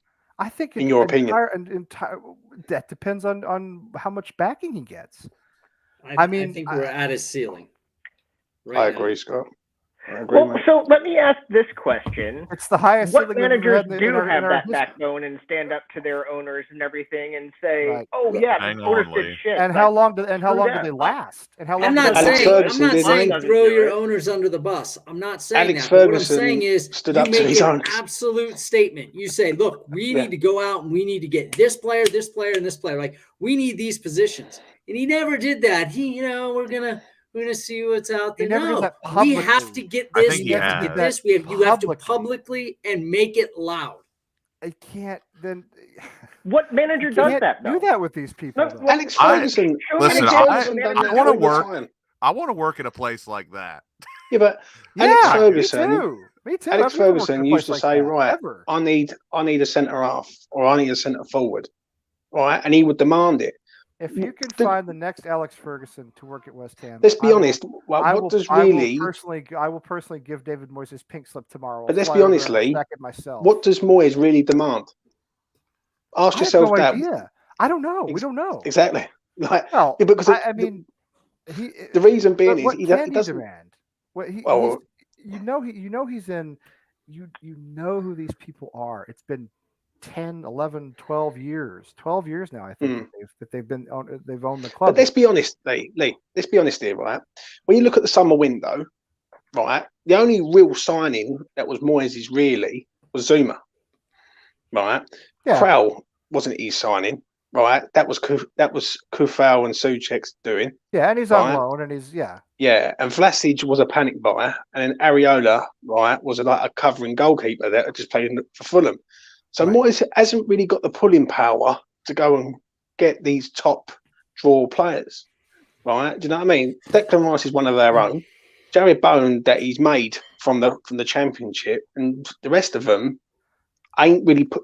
He hasn't got the pulling power, Moyes, to go and get a. But I'd love to see Jonathan David here, right? But I mean, can Moyes attract Jonathan David? Can we throw the money on the table, which we never do? Do we have a manager? When's the last time we had a manager who could attract players like that? Never. Pellegrini did, but I'm not saying Pellegrini was the right manager. But he chose the wrong players. He chose the wrong players. I don't know. Fornell's everyone's favourite son. Fornell's is a great signing. I agree. But who else came with Pellegrini? But he did bring him came with him. Carlos Sanchez came with him. I mean, Torre and Feghouli and all those guys. I mean, I loved Feghouli personally. Well, my point is Pellegrini. Was that pulling power or was that just him spending money? That wasn't pulling power. That was just him spending money. He just went out and spent money. The pulling power is when you say, I want to get Jonathan David, and you go get Jonathan David. Nobody said, we want West Ham to get Gorkan Torre. I mean, who said that? Nobody said that. That was Bilic. That was who got Torre. Well, and it doesn't matter. 2016. Right. Okay. You're right. I always forget who brought in whom. But point being, that's not pulling power. That's just spending money on a player. Pulling power is you say, we want to go get Jesse Lingard on a permanent basis. The problem is, Lee, David, we've never been a club like that ever. But the problem is, West Ham are in there. Let's be honest, West Ham as fans here right now, we're in our best moment. Right, we're flying high in the league. We're in the FA Cup, last 32, I think it is, or last 16. We're in Europa League, right? But we can't go and get a striker to come in at this club. Now, to me, that is a major problem. It's a major problem. And this, when you weigh it up, we need, and I'll read this off quick. We need a centre half, we need a left back, we need a midfielder to cover for Noble, because Noble's going to retire. We need another midfielder to cover for Crowell, because he's going to leave. We need a striker. We need a left side, I agree. a right-sided winger. That's 6 players I've named off the top of your head. Do you know what I mean? I totally agree with you. I mean, I totally agree with you. And I don't know, but the problem is, so who do we get honestly, we've tried manager after manager. We went for old school English. We went for Sam Allardyce. We went for foreign the bastard Balkan. We went for foreign ex-player. That was Bilic. We went for Premier League winning prestige manager. That was Pellegrini. They all bombed. Well, Allardyce didn't bomb, to be fair. He actually was a pretty good manager for us. He just got us to a level and said, okay, that's it. That's what he does. I mean, the rest of them bombed. They bombed. So, I mean, I just don't think we have right now. We don't have pulling power as a club. You can't just go out and be David Sullivan, a little Welsh midget going out there and running around with his dildo trying to figure out, how to bring in a manager who's got pulling power. He can't do it. See, the problem is with that, Lee, I understand what you're saying now. I agree. I'd love to be massive too. I would. I really would. But Frank Lampard wasn't even the manager of Everton, and Everton had 2 signings in the door. And that said it all to me. But still, that's 2 complete different boards. Everton have traditionally their managers have always been backed. Yes. Always. Yeah, but it's backing a manager who's struggling, and it's backing a manager who's in the last 16 of the Europa League, FA Cup, and fighting for top 4. The only manager Goldsullivan and Brady have ever backed was Pellegrini. Like none of us are fighting. And he blew the money, most of it, not on Fornells, but the rest of it. Like we're all speaking logic, and I don't think we're fighting logic at all. To me, this whole thing literally dwindles down to one man, in my opinion. It's David Sullivan. It's always David Sullivan. It's like what Vernon just said there. Vernon's bang on the money. If Gerrard's not at Aston Villa, they don't get Coutinho. That's pulling power, and I just don't see it with Moyes. Okay, but again, you counteract that with money, and we never pay the money. We never pay the money. The board to pay the money. We never pay the money. So you're paying the player or you're paying the coach, manager, right? So that has to be your balance. I think you spend more money on the manager so that players want to come play for him. Right? How many players look sitting out there going, man, I really want to play for Moyes? Scott. That's a great point, because me personally, throughout my whole life playing sports, doing whatever, I've always been like a coach guy. I want the best coach. Yeah. Mm-hmm. Yeah. Or best manager. I think it's toxic to have great players and a shit manager. We've seen it done before all the time. I do too. And listen, Gerrard is going to end up being a great manager. Patrick Vieira could end up being a great manager. We brought somebody else up a few minutes ago. I can't remember who it was. If I said to you, Lee, just to say this quickly, if I said to you, Graham Potter at Brighton or Moyes, who would you rather have? Oh, I'd rather have Moyes. I think he's. I don't like Brighton's. I mean, we don't have a lot of style, but they have even less than we do. I love Graham Potter. I don't know, mate. I think Potter's got the pulling power. He signed some very. Yeah, I think he signed some very, very good players. Very good players. Neil Maupay. Look at him. He come from Brentford, and look what he's turned in. Lamptey, another one who's excellent player. I mean, power. It's but that's Basuma. Is that really pulling power though? And again, everybody in global football knows our owners are liars and cheats and incompetent. Everybody in the world knows this. You know why? Because we've told everybody. All right. If people didn't know, now they know because we spread the word about it. So have we played a difference from the top? All power in sports starts from the top. It starts from the owners. It starts from the very top. But I agree with what Scott just said there, though. And Scott's bang on the money. If we go out and spend a lot of money on a manager, right, and we finish 10th for the next 2 years, I know that he's building something for us to finish 8th. But what it is, last season, you can't really justify last season because it was a global pandemic. There was no fans. And this season will really say where we're at. Okay, now, if we finish 8th this year, where are we in the table right now? Wait. We're 5th. We're 5th, but we've played four games more than all the teams around us. We're gonna fall behind Tottenham and Arsenal in practical terms unless Tottenham continue to do what they do. But okay, so if you skip last season, fine. Skip. Where were we the season before? We barely escaped relegation. I mean, this is my whole point. Take last season out of the equation. That's fine. If we finish 10th this season, then how far back do you have to go? You have to go back to Payet to find a season. But the problem is, when you say you're finishing 10th, next season, Newcastle, Villa, Everton, Leicester, the top 6. It's always going to be that way. I mean, but James, why will Newcastle be competitive next season? Why? Tell me why. Exactly, which we don't have and will not spend. And a manager that can explain his system of play, right? Like Moyes has played one system the entire time with very few tweaks, right? Like I know for a fact that the 5-4-1, all of them are the exact same system, and I all exactly the same with tweaks. It's too but predictable. A coach, when you're recruiting and you're telling a guy, this is how we're going to play with you, and we're going to put you here. Moyes doesn't really have that. He's like, well, I mean, you slot in here, and this is what you're going to do. You guys have to be excited to play for a manager. You have to be. Sure, but it's Eddie Howe. Like, who's excited to play for Eddie Howe? Moyes is the. I mean, if we finish 10th this season, and if we don't go any further in the competition we're in, and I hope we do, it's still one of the better seasons we've had. If you throw out last year, it's still one of the better seasons we've had in a long time. It's still really good. But does that satisfy your main man, though, Lee?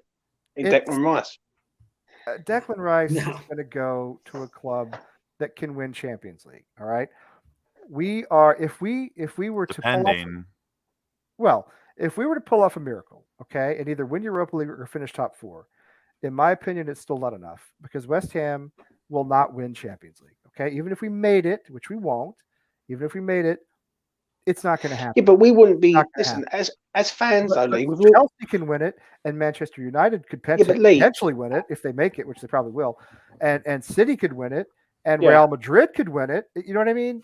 He's going to go to some. As fans, we wouldn't expect to win the Champions League if we was in it. But he expects us to win the chance. He wants to, not us. He wants to go to a club. He wants to achieve what Mason Mount has achieved. He's an England. He's a regular England player now. He knows he's one of the best players in the world. He knows he can go somewhere next season where he could be in the Champions League quarterfinal, semifinal. Even if we made it, we'd never get out of the group stage. So let me ask you this then, Lee. Let me ask you this. You just said something there, yeah? So if we sold Declan Rice for 150 million, where would you expect West Ham to be next season? I have no idea. It depends on how we spend the money. It depends on how we spend the money. If they spend the money, 10, would you 12. expect? 10, 12. Nah, probably. I would expect. That's not good enough, though, is it? Well, you know what? I mean, so let me ask you this. So you think changing the manager is what's going to make a difference? I think the manager is very stubborn. I think Scott's bang on the money what he said. He plays the same system over and over again. He plays the same substitutes over and over again. Where is Okoflex? Yarmolenko sits on that bench. Well, where was Mipo until we brought him in against Manchester United and he wasn't ready? Exactly, right. And where's maybe the same thing happens with Okoflex. Maybe it happens with Sonny Perkins. Maybe it happens with, I'm saying we don't see these guys in training every day. Odebeco, Tony Martinez, that other striker that we tried that one time like a couple of years ago. Zandy Silva. Remember Zandy Silva? All these, everybody said, play the kids, play the kids, play the kids. The kids play.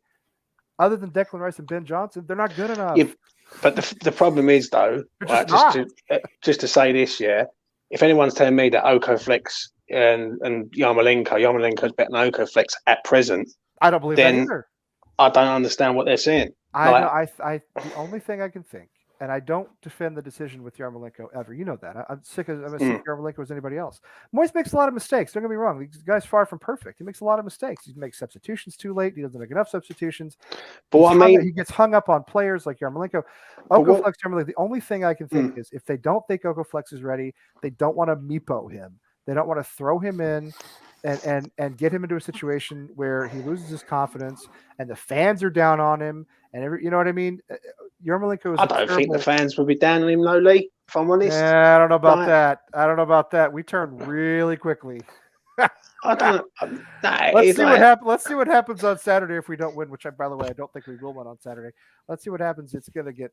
It gets ugly quickly. Is all I'm saying. As I was saying, with what Scott was saying there, with what Scott was saying is bang on. When you look at Moyes, he's a very stubborn man. Like he's not fast enough to change his tactics in house. Like, let's be honest, on Sunday against Leicester, there was about 10-minute spell in that second half between the 60th and 70th minute where we was just like flat. I agree. I totally agree with you. What I'm saying is, so solve the problem. Solve the problem. Go find a manager. Who's the manager who solves the problem? Who comes in and works for David Sullivan with the reputation he has? Who comes into this club? Who is it? Who is it? I feel, for me personally, I think they will go after someone like a Martinez or someone like that, or someone who's got a bit more pulling power. Because I can guarantee you, pulling power. Really? Are we talking about the same guy? Martinez will get a lot of Belgian players in there, mate. 100%. Like, I guess so. When you look at players, things like that, you've only got to look at Gerrard. Gerrard was up in Rangers. Gerrard is one legendary English footballer who played. Doesn't mean to say he's a good coach, though, Lee, does it? No, but my point But he has the pulling power because of who he is. Power. Exactly. Nobody cares about Roberto Martinez. Gerrard and Vieira to some extent. It depends where your priorities lay. Do you want a great recruiter or do you want a great coach? I want a great coach. Right. Well, yeah, that's a good point. Go ahead, Cameron. What were you saying? It's hard to be both. You're a legend when you can do both. You can either be a CEO. He's a former Liverpool player who pulled a former Liverpool player. He played with him. Right. That's what I'm saying. That's and he wasn't playing at Barcelona. Yeah, but it's also Luca Dino and all. They know each other. Okay. So who do you want to go get? Who do you want to get to manage West Ham? Roberto Martinez is going to have the same pulling power as Gerrard? I'm just using it off the top of my head. Right. No, but give me a real name. Is what I'm saying. Give me an actual person, because I can't think of anybody. If you was to look at it from a different aspect, there is people out there. I can't obviously think of one off the top of my head, right? But if you was like said to someone like a Simeone or something, or someone like that, or of that ilk, someone to say, right. And what Lucas said is bang on the money, right? I disagree with Lucas on this one, though. He says he'd rather have a better coach than a better recruiter. I'd rather have a better recruiter because it's the players who do it on the pitch, not the coach. The coach don't do it on the pitch. The assistant coaches do more of the work anyway in there. Exactly that. And for me, when I look at him, right, I don't see Moyes getting us to top 4. And I think if we get top 6, it's a squeeze, right? But we need a lot. Listen, real quick before we move on. I've pulled up some managers with no jobs. I'm just gonna throw like a few out there, and we can all yes or no it. I'm not even gonna say Ole. That's just disrespectful. Zinedine Zidane. Yeah, he's not coming to West Ham. No, but I mean, the guy literally. But he could pull players. Players would play for him. I would take him in a heartbeat. Are you joking? Right. Of course I would. Don't get me wrong. No. I'm not saying David Moyes forever. If you could bring a Zidane in, bring him in. Ronald Koeman. No. Andre Pirlo. No. Frank de Boer. He would have pulling. Pirlo would I don't know about that. Andre Pirlo, mate. Would have pulling power. Now he would have. The only one that made Jesse Marsh, who used to manage Leipzig. Leipzig, yeah, I don't even know who that is, honestly. And absolutely, please, God, no, I will jump out of a window. Benitez. Absolutely no. I mean, this is what I'm saying. No way. Listen, if David Sullivan can call Zinedine Zidane and get him to West Ham, do it. All right, do it. I am not David Moyes or die. I'm not saying that at all. I'm just saying that realistically, he's such a shit manager, though. Who's Zidane? He's not good. But wait a minute. But hang on now. That's where I'm afraid you get back to James's point, where all Zidane has to do is like Guy Lewis at Houston college basketball years ago. He just got the players in and rolled out the ball. I mean, he didn't have to do any coaching. Barry Switzer didn't do any coaching when he was in Oklahoma. He just brought in the players. If you get a guy like Zidane, you get. I mean, plus some. I don't think he wins backing. us a trophy. I don't know. If you get a guy like Zidane, you take him in a heartbeat. In my opinion. Who's winning us a trophy right now, though? I mean, but here's the thing. There's no one. If you're talking about we ain't won one for 42 years, lads. So if you're talking about Zidane, listen. Let me give you. This is what I'm saying. This is what Zidane is not coming to West Ham. But that's the point with all of our expectations. Like I know we're not, and that's why I know we want to progress, but at the same time we got to realize who we are. And actually, I know we moved stadium to pursue ambitions, but. We're talking about managers. Zidane is not going to progress us. Zidane is not going to come here. You will not find a world-class manager. We are literally going to have to hit the lottery for our dreams to happen. We need a new owner. It's always going to be about the owner. It's always in sports. With us, at every least. Sport you look at, it's always about the owner. Who owns the club? Is there investment? Is there commitment? Does the owner have a good reputation? Look at what Leicester were able to build. Look at what Leicester have been able to do. They won the league. I know it was a strange season, but they won the league because they had a solid owner who invested. All I'm saying, may he rest in peace. Seriously, yeah. I mean, seriously. But it's. I mean, I'm sorry. Look at Tottenham. That's a well-run club. It is. I'm sorry, but it is. I mean, I know they don't win trophies. But they were in a Champions League final. I know Villa sold Grealish, but even before that, they spent 120 million pounds. Exactly. You just said there that Tottenham's a well-run club, but they're in about £1 billion worth of debt because of their stadium, mate. Yeah, but well, you know what? But that's another point. Does it matter? You have to ask yourself that. Does it matter if you're in a Tottenham bought players in January. The big Spanish clubs are always in debt. Barcelona supposedly are broke to the point of going out of business. They're spending money. You know what Real Madrid did years ago? They sold the training ground to the city of Madrid, and then the city of Madrid charged them $1 a year in rent or €1 or whatever it was.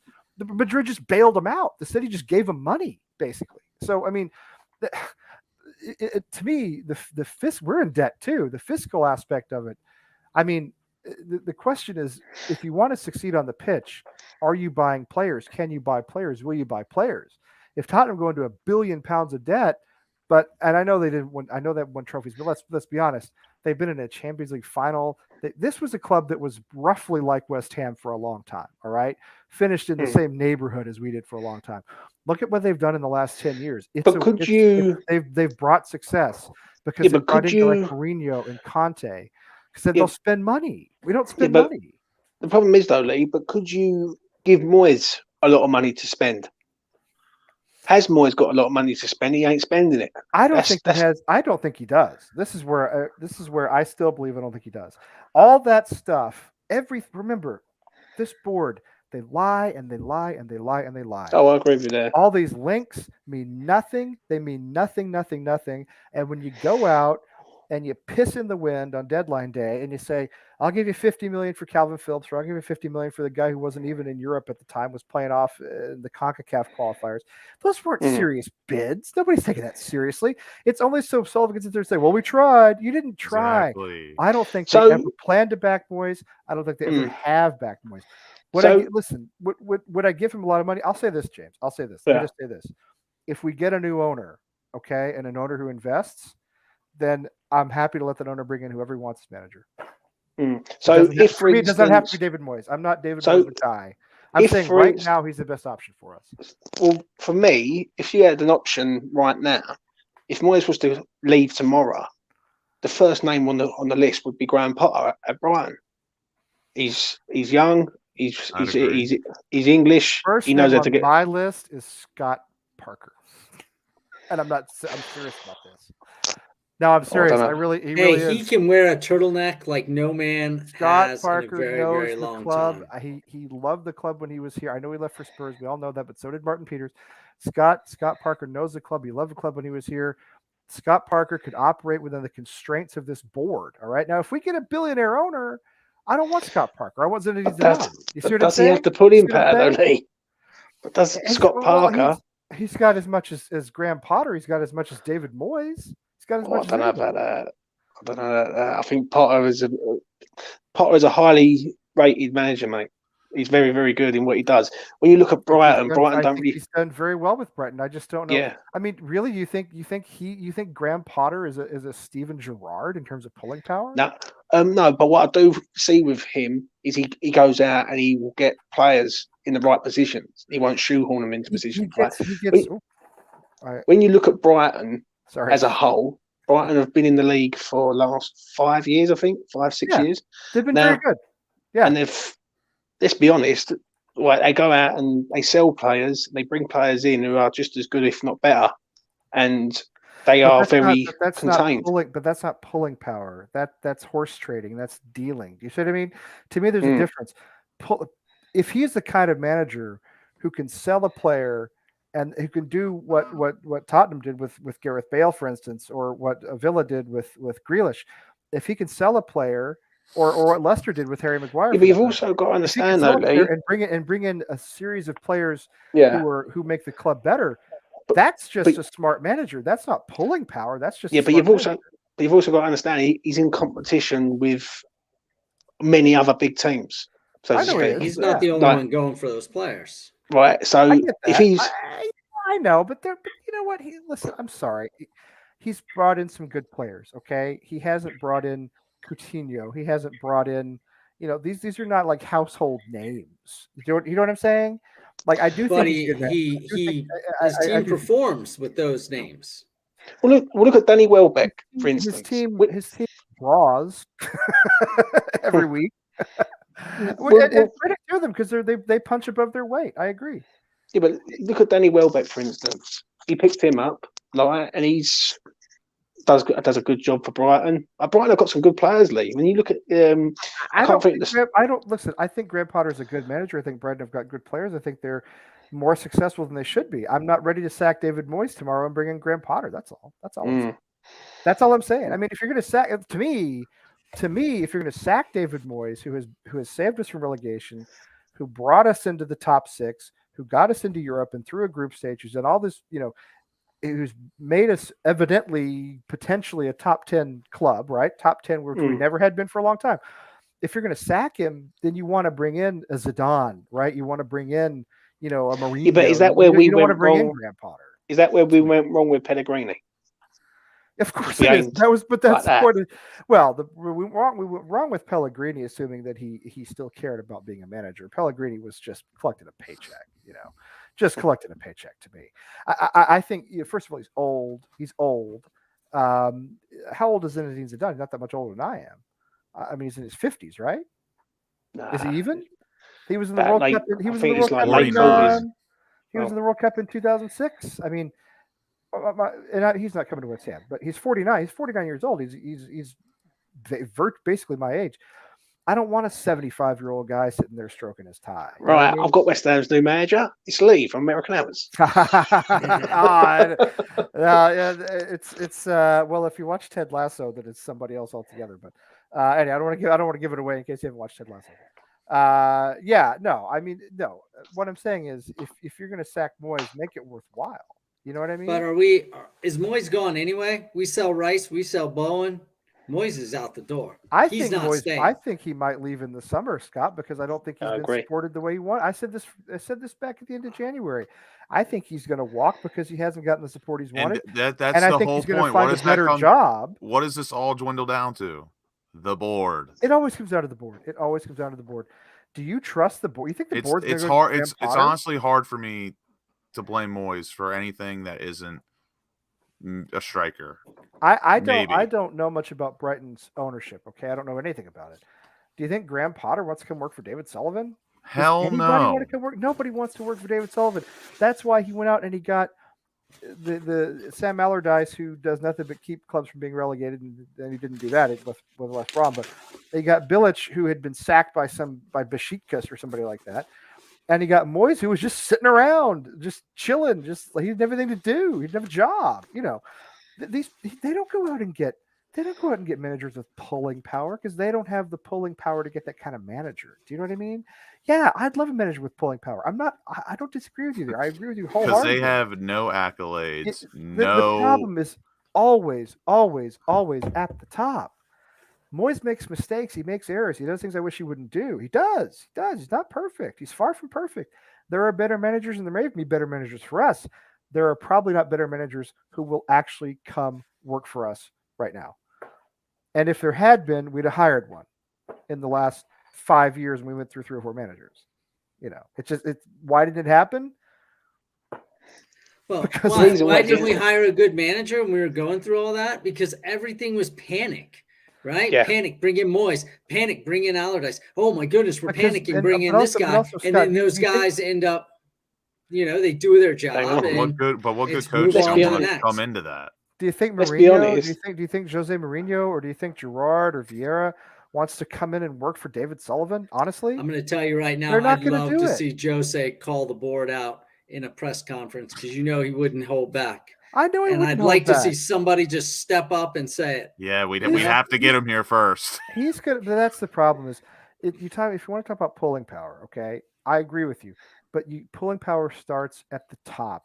You don't have to have necessarily an Abramovich or a bunch of where are they from Manchester City guys from Dubai, whatever. You just have to have an owner who will stay, who is committed, who will invest, and who won't meddle, who won't actively screw things up. Again, I go back to the poor guy from Leicester who died in the helicopter crash. A great example right there. Not the most money, but financially sound, willing to invest. And what was his name? I don't remember his name. You don't know his name because he doesn't have his fingers in everything. Everybody knows David Sullivan. Everybody in English football knows David Sullivan. That's terrible when everybody knows your owner. It's a terrible sign. It's a terrible sign unless it's somebody like Abramovich they know for his money. You don't want people to know who your owner is. You want that guy to be just like quietly in a boardroom having meetings. I understand what you're saying. Right, I really do understand what you're saying. But when you look at Moyes, his stubbornness in all aspects, from the pitch to the transfers, it's a problem. It is an issue. Of course it is. I agree completely. I'm not ready. Listen. I think it is too. My problem is will never be a bigger issue than the board to me personally. I don't think we can do better right now. If I thought we could do better right now, I'd say sack him, bring it. But I don't think we can. I don't think Graham Potter's going to leave to come to West Ham. I think what Scott says bang on the money. I think if Rice is sold underneath him, in the summer, which is going to happen. Which, let's be honest, if a bid comes in, say 150 million, I don't think our board will turn that away. Our board is selling for James. Our board is selling for 80. I have been saying this, and I just feel like it's not. And I get the whole financial fair play thing, but at the end of the day, I will never, ever, ever trust our owners with anything. Let me just tell you this. What I think is going to happen. Seriously, they'll sell Rice for 80 million. They'll undersell him because they need the money. They're trying to cash out. They want the money right before they leave. Exactly. They will strip this club before they leave. They will sell him for 80 million. They're doing it right now. They'll sell Bowen for like 25 or something outrageous, 30, and Moyes is going to walk. He's going to walk. So it won't matter. Listen, I really believe 6 months from now, we're having a whole different conversation because everybody's gone, and then we got to figure out like, where do we go from here? That's why I'm saying I'm hanging on to David Moyes because I think he's our best option. We got invited to an after party. It led us to a dark alley. Not the best option, okay, but our best option. You got to deal with the reality on the ground. You followed West Ham for long enough to know that we should. People have been saying probably for my whole life. I'm 48 years old. I haven't followed West Ham for 48 years, but I'm sure people have said for 48 years, West Ham ought to be better. They ought to do better. Read the history of the club. It's always been the same. It's always been the same. Yeah, but what it is, though, Leah, what you're saying there is bang on, all right? As a West Ham fan, you don't support the club for the trophies, right? And that's the old saying. But the difference is now, right? That's true. But there's a major problem now because they've took us out of our old historic home. I'm with you. Put us bang in the middle of Stratford. Of course. And promised us the world. And they've got to deliver. Do you know what I mean? And that's the reason. Here's the thing, James. They're not going to deliver. Okay. I'm sorry to tell you, there's no Santa Claus. Okay, but they're not going to deliver. Relax. No. Listen, you're a passionate guy, and I it's why we have you on here. I'm just saying there is a Santa Claus. Well, okay. My point is they will not ever deliver. It has been 12 years. We've been in the stadium for half that time. They're not going to deliver. They will not deliver. It will have to be somebody else who delivers. I don't, again, Mourinho, Zidane, Graham Potter, anybody you want to think of, Gerrard, Vieira, they're not coming here because they know that Gold, Sullivan, and Brady will not back them and will not deliver. The only way I'll know is when the summer comes, Rice is gone, and we pay 70 million, 80 million pounds for Calvin Phillips. Yeah. When we sell Rice for 150 million and we actually reinvest it wisely, we bring in Calvin Phillips, we buy a striker, we buy a left back, we manage to we buy Basuma or Phillips, someone actually worth more than 60 million pounds to replace one of the best players that's played at this club. That is when I'll maybe believe them to some sort of extent, but it ain't. Well, yeah, I mean, this is what. Listen, when we sign Rice and when we sell Rice and Bowen, and we collect 200 million pounds or more, and they give us 50 million to spend, and keep exactly what's going to happen. I'm saying here, if we sell Rice and Bowen and we get 200 million pounds in return, and I don't think that's unreasonable. Then we go out and get Jonathan David, or we go out and get Calvin Phillips, and we go out and find a left back and a defensive midfield. If we go out and do that, okay, fine. It's never going to happen. They will pocket the money. They will just take it for themselves.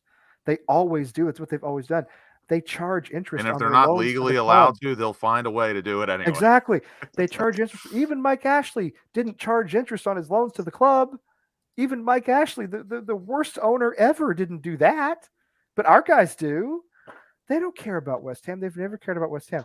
They tore down the old the Boleyn because they had a sweetheart deal with this stadium. God only knows how many kickbacks Sullivan has gotten. I mean, let's be honest. Do you think this guy's not dirty somehow? I know there's the pure. I cannot make that allegation with any proof. Okay, obviously, but I'm just saying. Look at the dude. Look at his life and his career.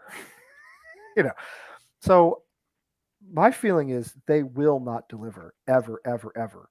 And we have a manager right now who not only keeps our head above water, which for a long time was all we could do under these people, and we didn't do it for a couple of years.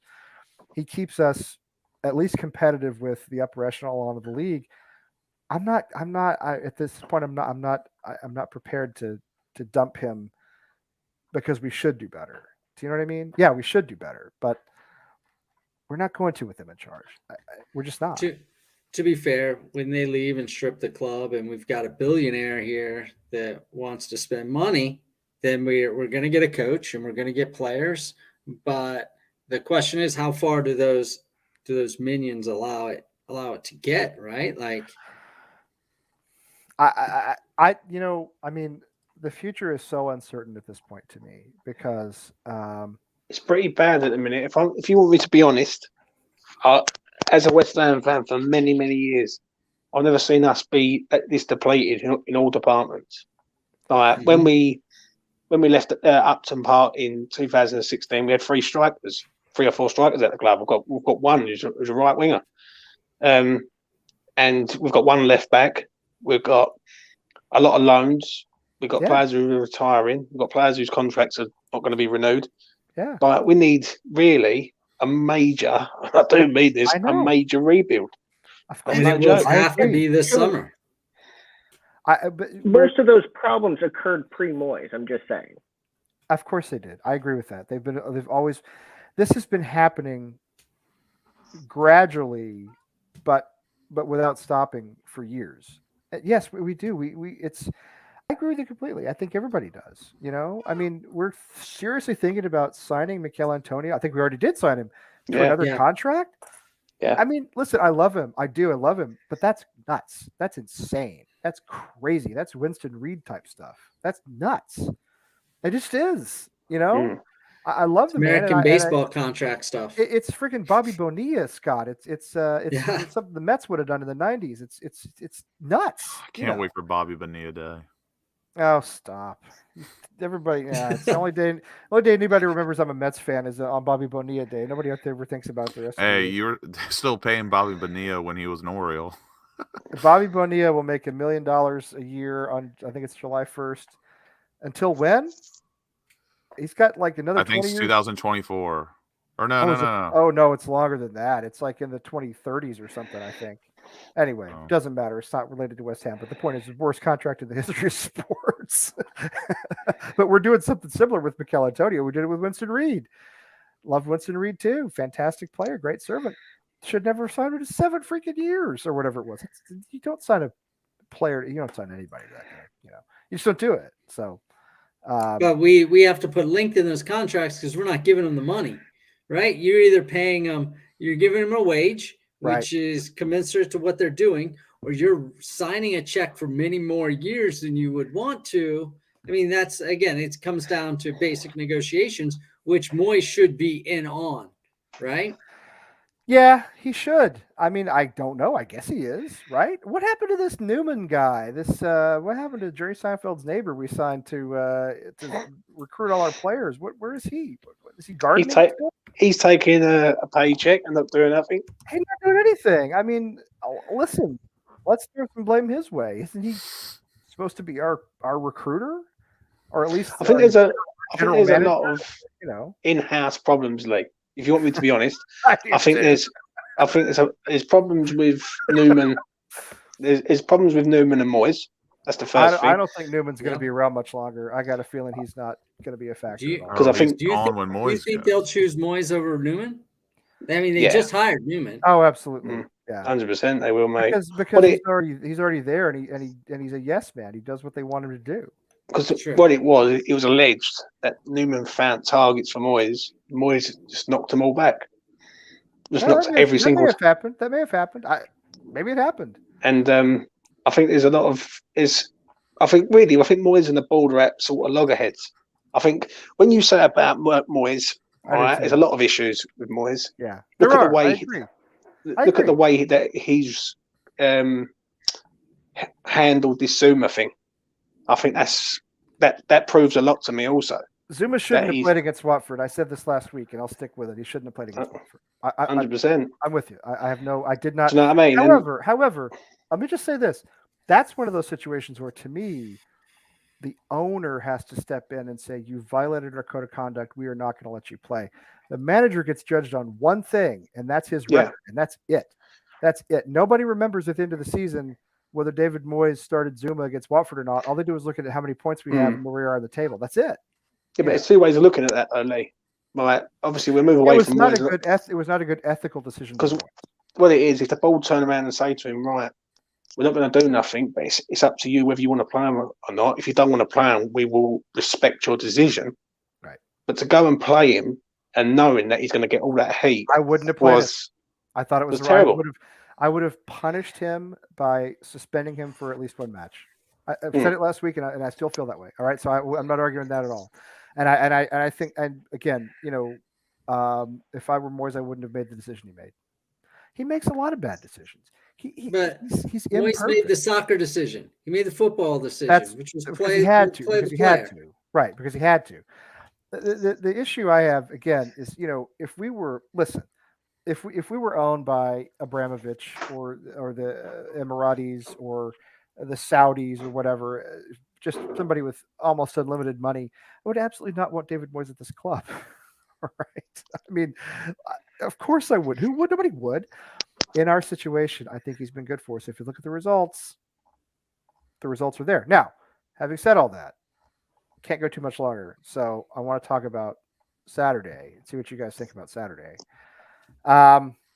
Good old noon kick.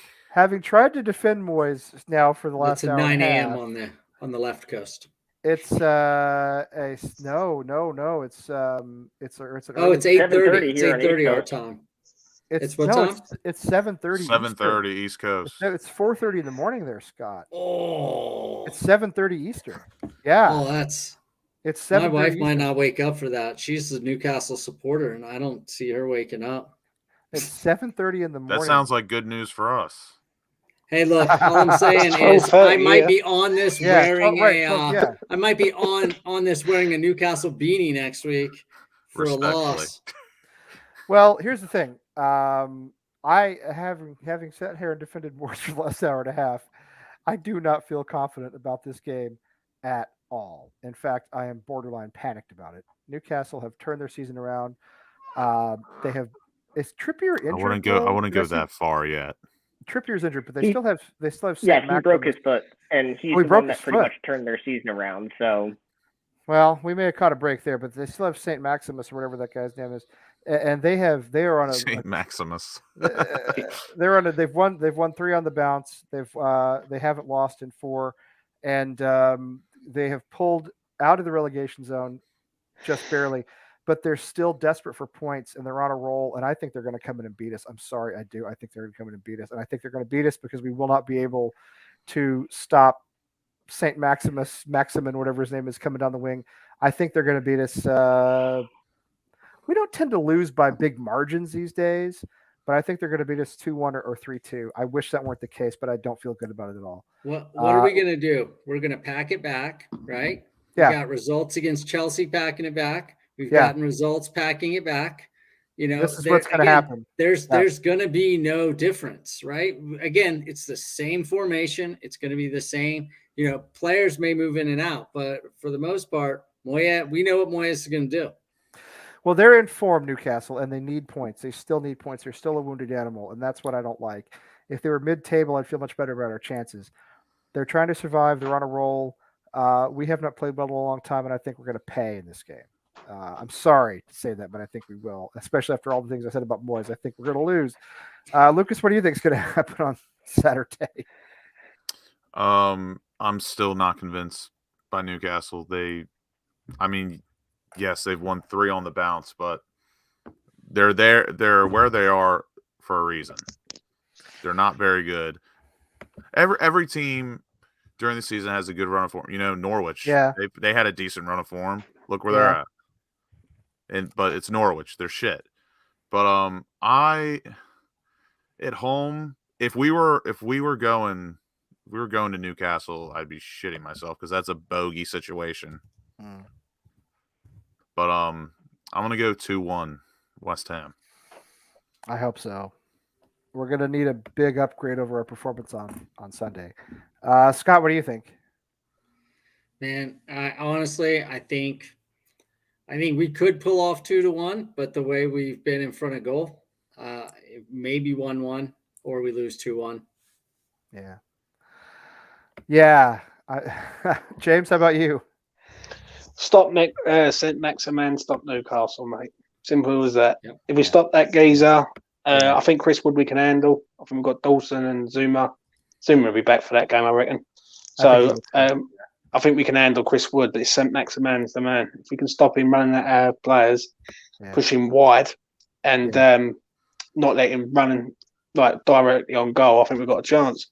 I agree with the lads to a point, but my head is saying a 2-2 draw all day long. I think it's a banker draw, but my heart is saying 2-1 to West Ham. God bless you. I just feel so down about this. Cameron, what do you think? I'm thinking probably 2-2 draw or 3-2 West Ham, and we do another 90th minute Craig Dawson special or Zuma special or somebody knocking in a header in extra time. Listen, I'll tell you this. The only thing that encourages me in a weird way is that they have 1-3 on the bounce and they're in good form, because usually what happens is when an opponent comes in having not won in a long time, they break that streak against West Ham, right? This is what usually happens. They come in, they've lost 3-4, they've picked up 2 points in the last 6 games or whatever, and they come in and they beat us. So the fact they're coming in form is the only thing that encourages me in a weird way, if that makes sense. We have not played particularly well at home this season, in my opinion. We've got virtually the same number of points away as we do at home, almost exactly the same number. I just, we'll see. I hope I'm wrong, but and mind you, they've only played in their last 5 matches. They've only played away once. Yeah, I was just going to say that, because funny enough, them 3 wins in a row all been at St James's Park.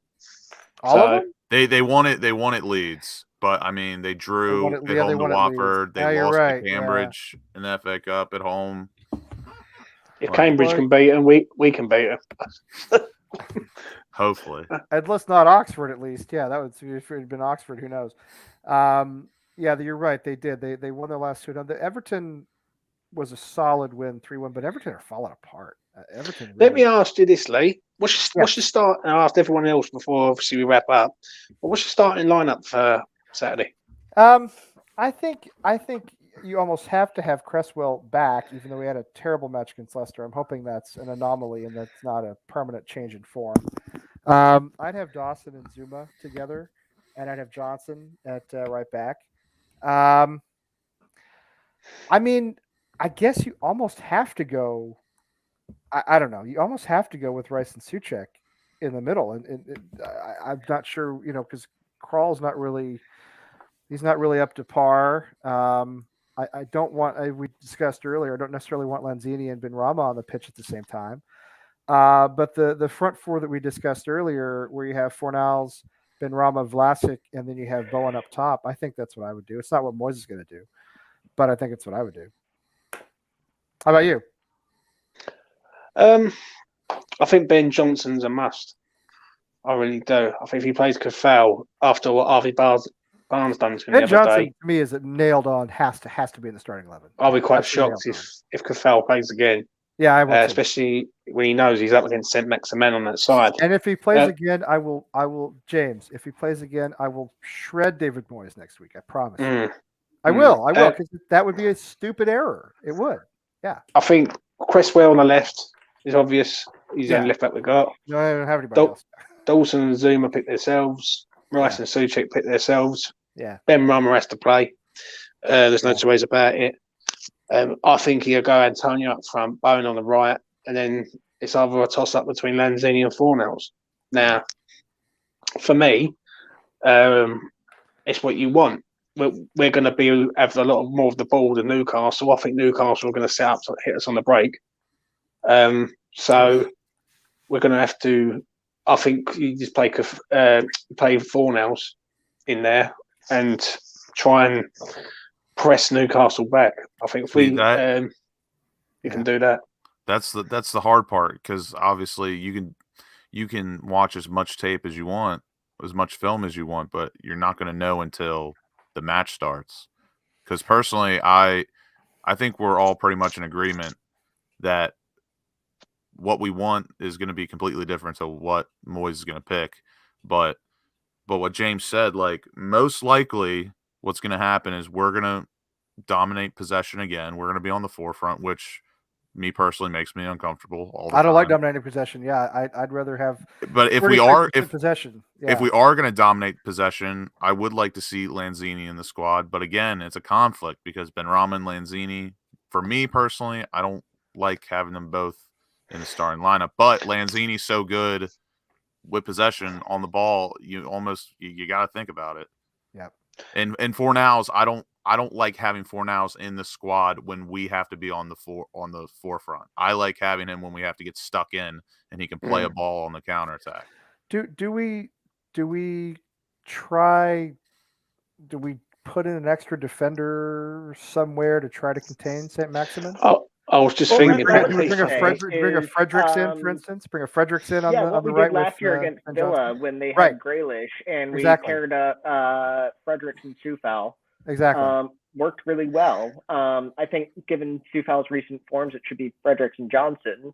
Exactly. I don't know if they may when or may not work as well together, but Fredericks and Johnson, then you got to take somebody off up front if that's the case. You got to take somebody out. Move Bowen up to striker, put Fredericks in. I'll say this much at least: as much as I don't like the idea of Benrahma and Lanzini playing together, if I saw that Saturday, I wouldn't complain because we need to do something. Well, they're creative players, Lucas. They are creative players. Like Lanzini is a creative type of player. Right? Do you know what I mean? He doesn't score many goals, Lanzini. Like he scored a couple this year, but a couple of them have been penalties. So he doesn't score many goals. Listen, what the lads have been saying about City, but the three at the back. Don't be surprised if that happens, because they will be monitoring St. Maximin. He's the one that I think we can handle Chris Wood. I think I'm talking myself into this, James. I think and Lucas. I think. Well, everybody talked about it. I'm all for anything different than what the fuck we've been doing the past 2 months. I think you take Antonio off, and you have Benrahma and Fornals and Bowen up front, and you bring in Fredericks on that in that right wing back position to help with St. Maximin. I actually think that's a good idea. I do like what we did with Grealish last season, as Cameron was saying. What we did with Grealish when we brought in Fredericks to help Soufal. I think you got to have Fredericks and Johnson, and if you bring them. Because Fredericks is fast, so he can match the speed of St. Maximin. Now, he's not a great passer. He's not a great defender, but he's got speed. He's got pace. When you look at St. Maximin, when you look at Chris Wood, for instance, he ain't going to get beaten in the air by Zuma. Like I think Zuma will muscle him out the game. If I'm honest. Yeah, I hope but so. It's all about St. Maximin with me. I think if we can slow him down or push him wide. That's why I think you bring Fredericks in and you do what Vernon's talking about. You drop Antonio, you have Bowen, Fornals, and Benrahma up top, and a top three, and then you bring Fredericks in that wing back position. I actually think that makes a lot of sense because I'm with you. I think we gotta shut down St. Maximin, and largely we'll be able to shut down Newcastle. So, all right. Well, I promised myself I wouldn't go more than 2 hours. It's okay. We're not quite 2.5. It's not too bad. We've certainly gone for longer. Anyway, anything else you guys want to throw out there before we go? I've actually got to jump off. Well, listen, we all do, really. So it's a fantastic discussion tonight. Everybody in the chat room, I want to thank you for being here. Some of y'all have hung out till the bitter end here. Ken's still here. Vernon's still here. Carolina Hammer and a bunch of others, Mark. So appreciate y'all being here and everybody else who was here earlier as well. Lucas, where's Lucas? Over here. Scott over here. Our proper Cockney James down the bottom of the screen there. Check James out on where is he? Is there? I'm never going to get used to this. E20 Zone TV on YouTube. Always a good watch. And Cameron, of course, in Virginia. As far as I know, will we have a post-match, Lucas, on Saturday? Will you think Chris and Tommy be up that early in the morning? I'm not Chris sure. Chris be up at 9:30 in the morning, 10 o'clock in the morning? I have no idea. Let me ask you this, Lucas. Are you doing a show on Saturday with? Are you doing In Case You Forgot? Not sure yet. We normally will talk about it like Thursday or Friday before the match. All right. Well, listen, whatever y'all decide to do, keep everybody watching, keep your notifications going, and when we're on, you get the little bing from YouTube to know we're on. So, in the meantime, let's hope for the best on Saturday, and on you Irons.